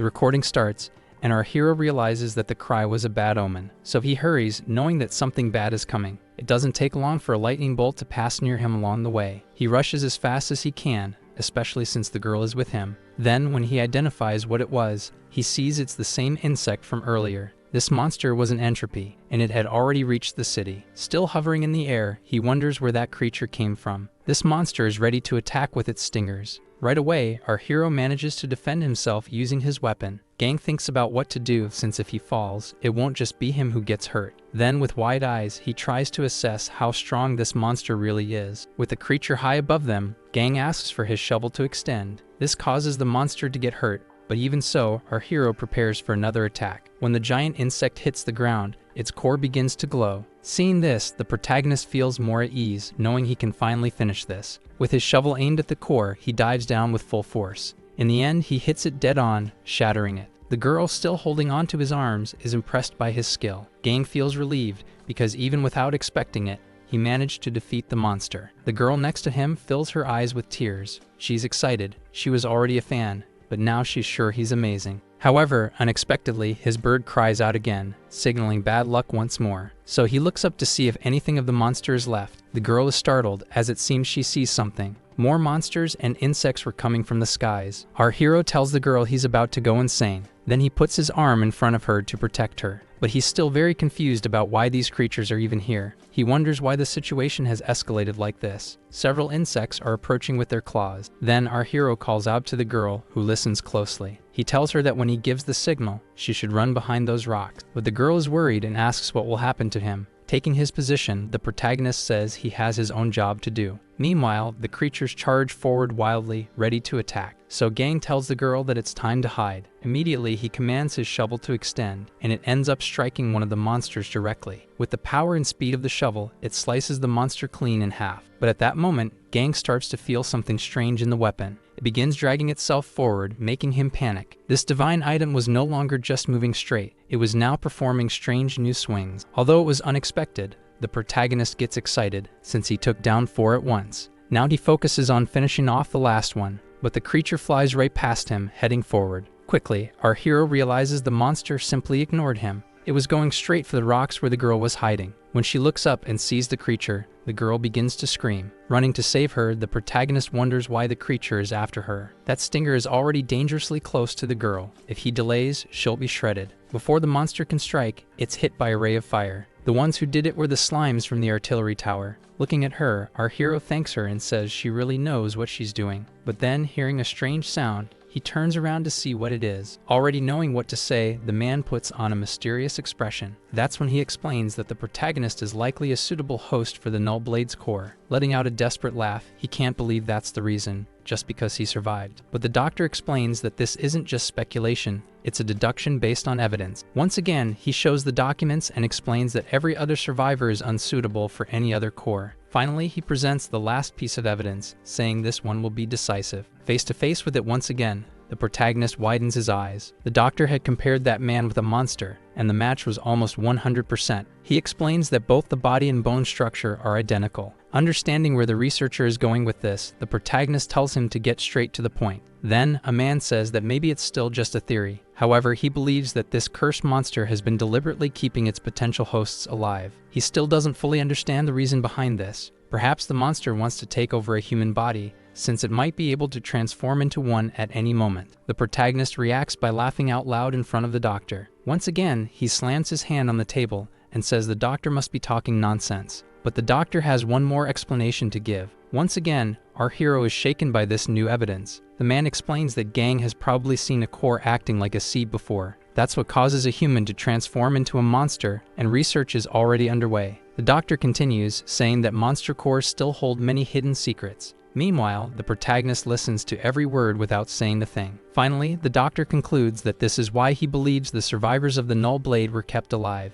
Even so, something seems to be disturbing the protagonist's peace. He asks how those people with no special skills managed to get that monster's core. In response, the researcher says that's something they'll have to investigate from now on. Because among so many monsters of this kind, he's sure they're hiding something. Leaving the place, the protagonist reflects on the possibility that this cursed monster might actually be human. He also thinks that, if that's true, maybe he could become one too. But he immediately remembers that horrible scene of his sister and father losing their lives right in front of him. Clenching his fist, he says it doesn't matter what it is. Focused, he finishes by saying that, either way, this monster, or human, is his worst enemy. So he's determined to destroy this creature no matter what it takes. Suddenly, a woman runs toward him asking for help. Not understanding, the protagonist turns his head, trying to see what's going on. When he sees the person, he realizes it's the younger sister of someone he knows. Startled, the protagonist asks how she knew he was there. But the girl is desperate and begs him to help her brother because he might die. Meanwhile, in another part of the city, the blonde guy's group is presenting themselves on a live stream. An older man is clearly not happy with what he's hearing. Next, the pink-haired girl is introduced as the best healer. But when Kim is introduced as the best heroine, the pink-haired girl doesn't like it. On the other hand, young Kim shows no emotion at all in response to the compliment. In fact, she even complains that it was a pretty shallow compliment. As they approach the area that was attacked, they're shocked by all the destruction. The eldest in the group asks who had already taken care of those destroyed monsters. Then Kim says they should start by putting out the fires and looking for survivors. The man then activates his core, and power begins to flow from his wrist. That blue aura spreads across the area around him. His power gradually puts out the fire until nothing is left. Next, excited, the pink-haired girl runs off to search for survivors. Her healing ability is already activated. Along the way, she finds a man and uses her healing circle to recover him. But what catches her attention is that he appears to be the only survivor. She looks around and doesn't detect any other movement. The blonde guy, updating the viewers, says they found a survivor.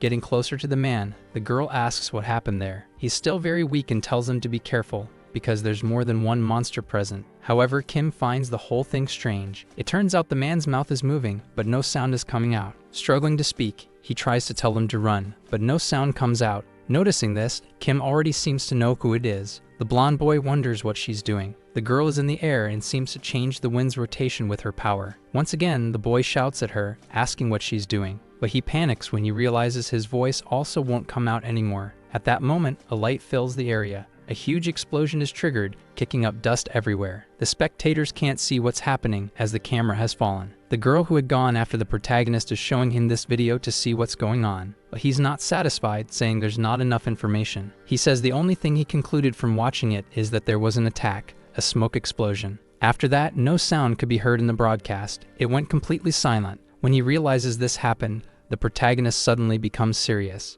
Looking at the girl, he asks if the airport was where her brother had gone. Gang tells her that there's no guarantee her brother is alive, leaving the girl in shock. Even so, he tells her he'll do his best to find him for her. After that, using his shovel ability, he leaps through the skies. Shortly after, he had already arrived at the location shown in the video. As expected, he confirms that the place is completely silent. Looking around, he also sees that there are holes everywhere. He gets close to a few of them to take a look. From this, he concludes they are tunnels the monster uses for movement. So his plan from that point on is to find a way to lure the creature out. To begin his mission, he asks his birds to start the transmission. Then he tells his followers that the monster hunt is about to begin. Next, he reveals to them what the monster of the day is, and it had a well-known name. The monster was silent. Even though Gang is speaking with great enthusiasm, everything remains completely silent. One of his viewers asks why all the sound has vanished. With a focused look, the protagonist concludes that a monster has arrived. From one of the holes directly ahead, the creature emerges from its den, ready to attack. The viewers go wild when they realize it's a monster that eats sound. Seeing the creature right in front of him,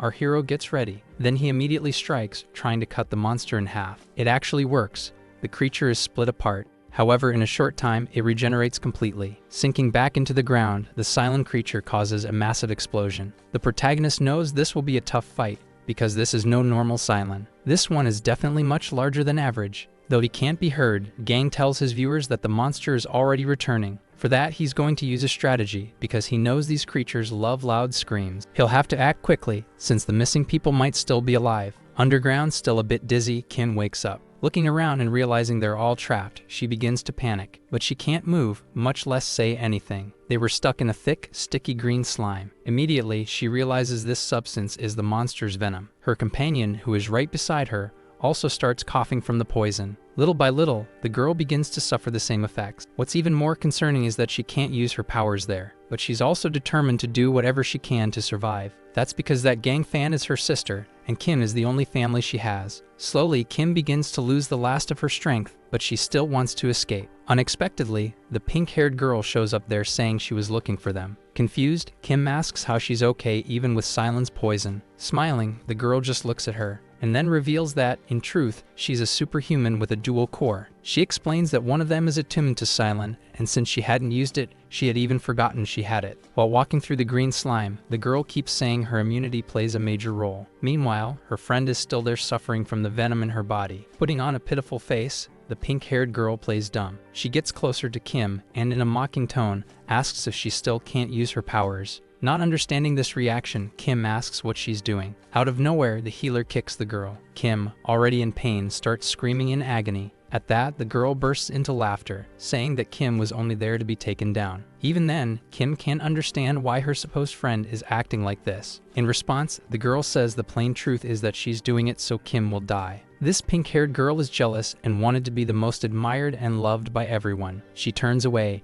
showing how bothered she is that people only talk about Kim around her. In a desperate tone, she asks why it's always Kim's name being mentioned. Meanwhile, without saying a word, Kim just listens to what the girl has to say. The girl continues venting, saying that Kim's arrogant attitude fills her with rage. Without mercy, the girl strikes her former companion once more. With her foot pressing down on Kim's head, she keeps her face submerged in the puddle of poison. This causes it to seep more rapidly into her body. Luckily, an explosion suddenly goes off above their heads. Who appears as our hero, arriving with his shovel. The healer girl can't believe he showed up to ruin her plan. Kim, on the other hand, feels relieved. Now she has a chance to be saved. With the force of the protagonist's landing, poison splashes everywhere. Looking into his camera, he shows his followers that he arrived at the nest safe and sound. They can also clearly see that the others who have been caught are there too. So Gang starts saving them, even though some have strange expressions on their faces. Acting innocent, the healer runs into the protagonist's arms. She even starts crying and says she was terrified. But our hero isn't fooled and notices that she's way too fine for someone in a place like that. So he looks forward to figure things out.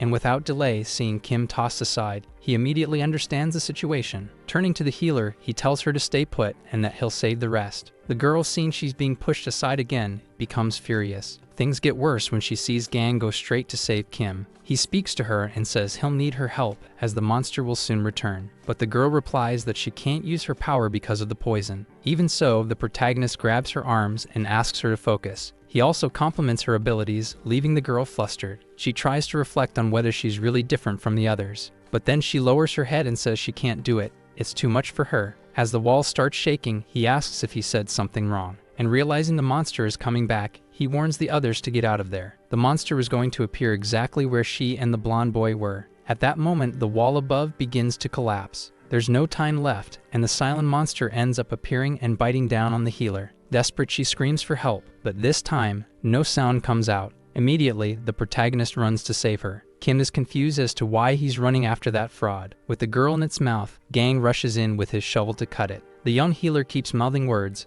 but nothing comes out. Nervously, Gang regrets it, because with the creature moving so much, he can't aim for the core. Screaming non-stop, the girl reaches out her hand, begging not to be left to die. On the other side, Kim slowly regains enough strength to stand up. Now on her feet, she observes the situation, wondering if she could help. By this point, only the healer's head is sticking out. Gang approaches and uses his shovel to restrain the monster. He tries to maintain focus as he'll need to destroy the core in a single hit. That's because if he hits the wrong spot, the girl could be injured too, and he knows he has to be fast, otherwise, even he might end up buried. Looking back, our hero grows anxious about something. He wonders why there's no more sound coming from behind him. Suddenly, a red light shines through the darkness. Our protagonist's jaw drops when he sees what it is. The monster is moving on its own, lit up by a purple glow. This was thanks to Kim's power, which had fully returned. The girl came back with everything, her eyes showing unwavering focus. Seeing this, both Gang and the viewers get excited. Giving it her all, the girl pulls with all her strength to drag the creature. With that, the silent monster crashes into a wall and ends up releasing the healer. Panicked, she screams as she falls from a great height. But to her surprise,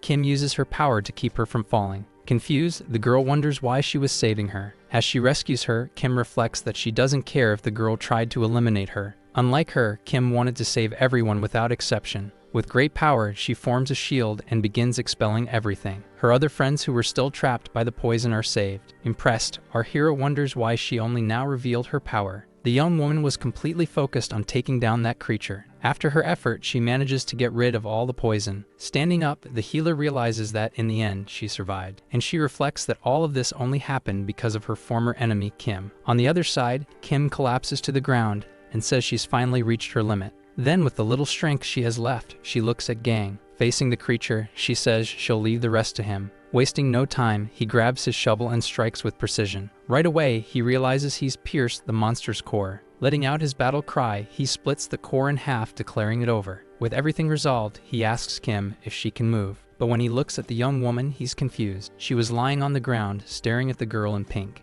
The girl asks Kim why she saved her even after being humiliated by her. Giving it her all, Kim starts to respond. But everything begins to shake inside, and Gang grows concerned. The healer was doing this with her power, still consumed by anger. But this time, Kim doesn't stay defenseless and uses her power against her. The green necklace the healer wears begins to glow. With that, the girl manages to break Kim's power. Stunned, Kim starts sweating, realizing the girl broke her telekinesis. Then, the young woman revives the monster and commands it to attack Kim. Falling, the young woman still screams the girl's name, but the girl isn't letting it go and controls the beast to devour her. Luckily, Gang arrives just in time and grabs his friend. Furious, he tells the girl to get a grip, and even calls her out, asking why she was staring without blinking. After that, he leaps from where he was with the help of his shovel. Whispering, he tells Kim they need to combine their powers. Pointing to the monster, he says it's going to leak poison again. Then he points to their friends, asking if she wants them to get hurt. After that, he signals toward the creature. Kim understands what needs to be done and nods her head. Then the two join forces and use their powers to end it once and for all. With speed, the monster charges at them, but Kim and Gang are ready. Before reaching them,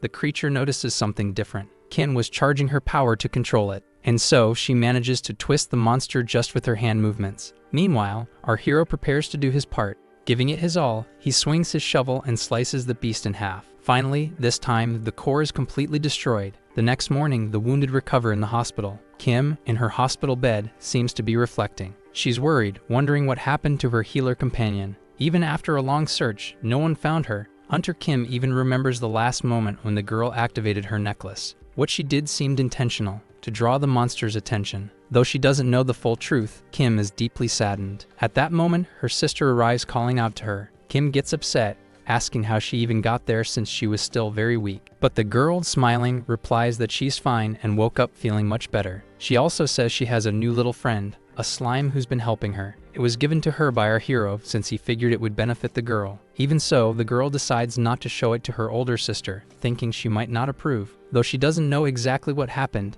Kim is happy to see her sister doing better. However, she's curious to know who her protected little sister has made friends with. After sitting down, the girl asks her older sister how she's doing. Kim shows her arm and says that even though she's exhausted herself, she gained something new. Remembering that moment, she says she ended up using way more power than she should have. She also remembers the protagonist helping her, and that it was thanks to him she was able to push beyond her limits. Now that her core is larger, she intends to make good use of it to save humanity. Her little sister is curious, wanting to know what the benefits were, but Kim doesn't say anything. To avoid possible suspicion, she hides her arm under the covers. She was even sweating cold because she couldn't reveal certain things. She didn't want to use that in front of her sister. Returning to the conversation, the girl tells her sister that she's feeling much better now. She also says she's not going to stay miserable because of the past, and that Kim shouldn't blame herself either. Comforted by her little sister's words, Kim calls her by name. She looks at her and wonders when she became so mature. Noticing that her little monster was tired, the young woman says goodbye to her sister to leave.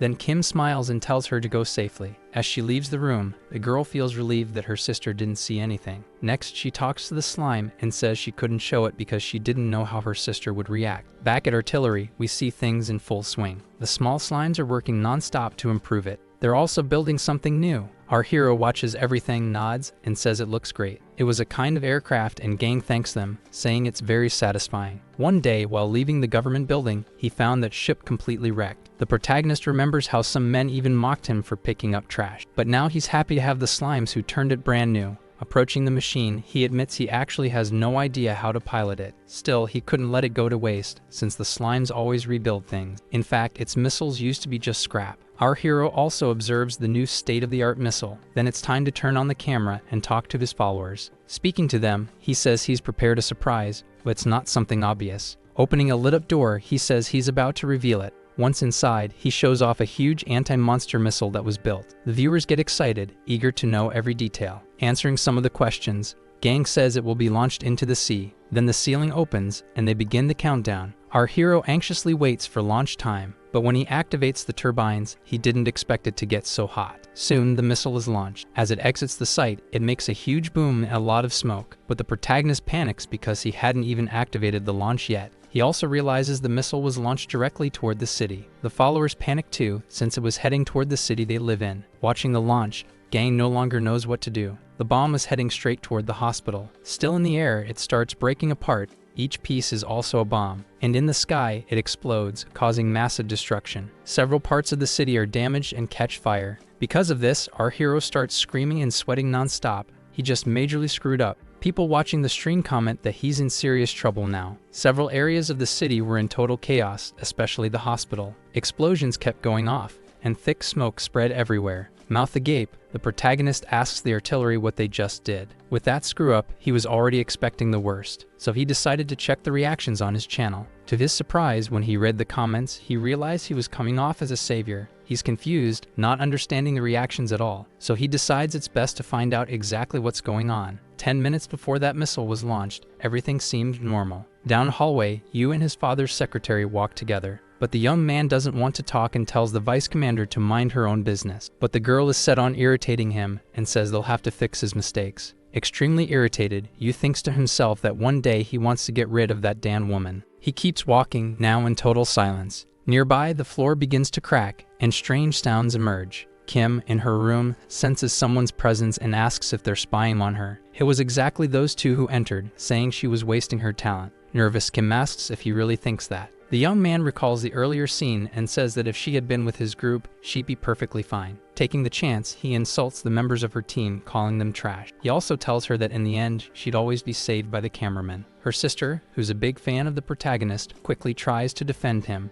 but Kim interrupts and says that honestly, she completely understands the situation. In response, the storm guy says he already knew she would understand. Confused, the young woman asks why exactly he came to her instead of going to Gang. When he hears our hero's name, his expression changes completely. Kim keeps talking and says that if he wants talent, he should go after Gang. But the man keeps that strange expression with veins bulging. His vice commander watches the situation and finds his reaction odd. Since she noted something unusual, she'll have to report it to her superior. As the man gets closer to the girl, she says she's a hunter to save people. She continues her speech and says she's very different from him, and their paths are not the same. This makes the guy even angrier. However, suddenly everything starts shaking, drawing everyone's attention. Yu also doesn't understand what it is and asks what's going on. Kim immediately seems to recognize the type of monster causing it. Outside was that same insect again, known as entropy. Looking out the hospital window, they wonder why those creatures are there. Still recovering, Kim breaks the hospital window so she can use her powers. The jealous guy wonders why she's acting like this.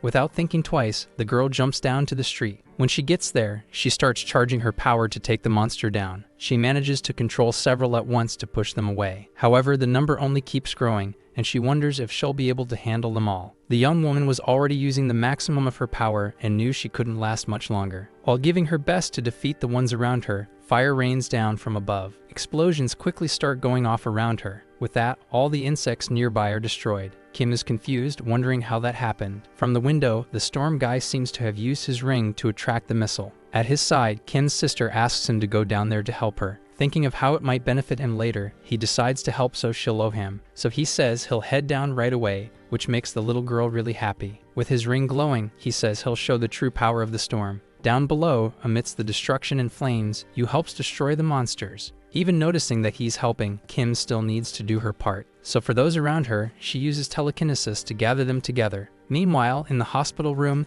the younger sister hears a loud noise. One of the monsters had gotten there and was very close to catching the girl. However, it's caught by some sort of roots and held still. The one helping was the secretary, who is also the vice commander. Everyone was giving their all. Kim was already near her limit. She's trying so hard that at one point, the insects start breaking through her shield. Looking at the one right in front of her, she freezes in shock. The city was a mess. You could barely see anything with so many explosions. Smoke was billowing everywhere. The worst part is that, despite all this, more monsters were showing up by the minute. To everyone's salvation, our hero was already on his way with his shovel. He arrives making a statement, helping his friend with the ones surrounding her. Kim is surprised to see that Gang arrived once again at the perfect moment. Despite everything, he was relieved that the missile hadn't hit the city. At that moment, the gods say they'll lend a hand to wipe out those insects. The protagonist, facing so many creatures, hadn't imagined they'd be the real problem. For a while, the young woman is stunned to see him there. She even calls him Cameraman. Our hero walks past her and says he's the one taking care of things now. You've seen this from up in the room.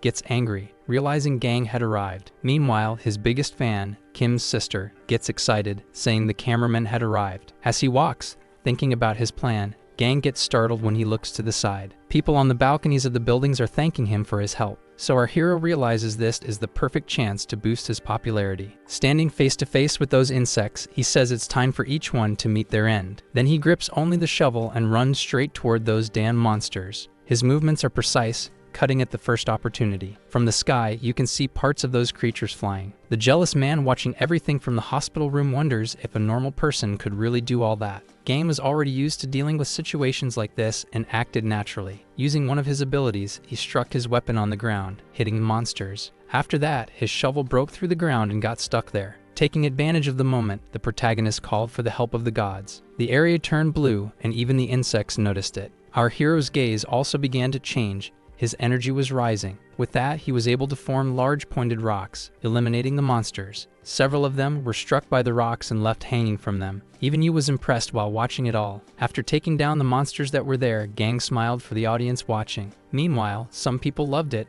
and others hated it. Yu was one of the latter, practically exploding with rage over Gang's popularity. After resolving the situation, our hero calmly walked off in another direction. However, he was interrupted when he looked up and saw more of them in the sky. Hearing a certain sound, he turned around to check. That's when he came face to face with a swarm of those creatures, and even wondered if it was real. They were charging at full speed toward the city. Worried, Yu questioned why they were heading that way. Kim's sister also looked desperate upon seeing so many coming toward them. Sensing the danger, Kim called for her sister and started running. With the danger still some distance away, Gang signaled artillery for support. Making the signal, they began launching missiles toward the insects. Everyone there was impressed with yet another solution provided by Gang. A massive explosion lit up the sky as Gang watched from below. At that moment, the storm group arrived and announced they would take control. Leading them was the Haryu, acting all high and mighty. Frowning with rage, he called out the protagonist's name. Our hero waved and said everything was already handled. He also mentioned he wasn't sure if there were any cores left, but his group could check it out. Every word our hero said wounded the ego of that proud rich boy. He was almost losing it from how much he hated Gang. But just then, his commanding officer appeared and placed a hand on his shoulder.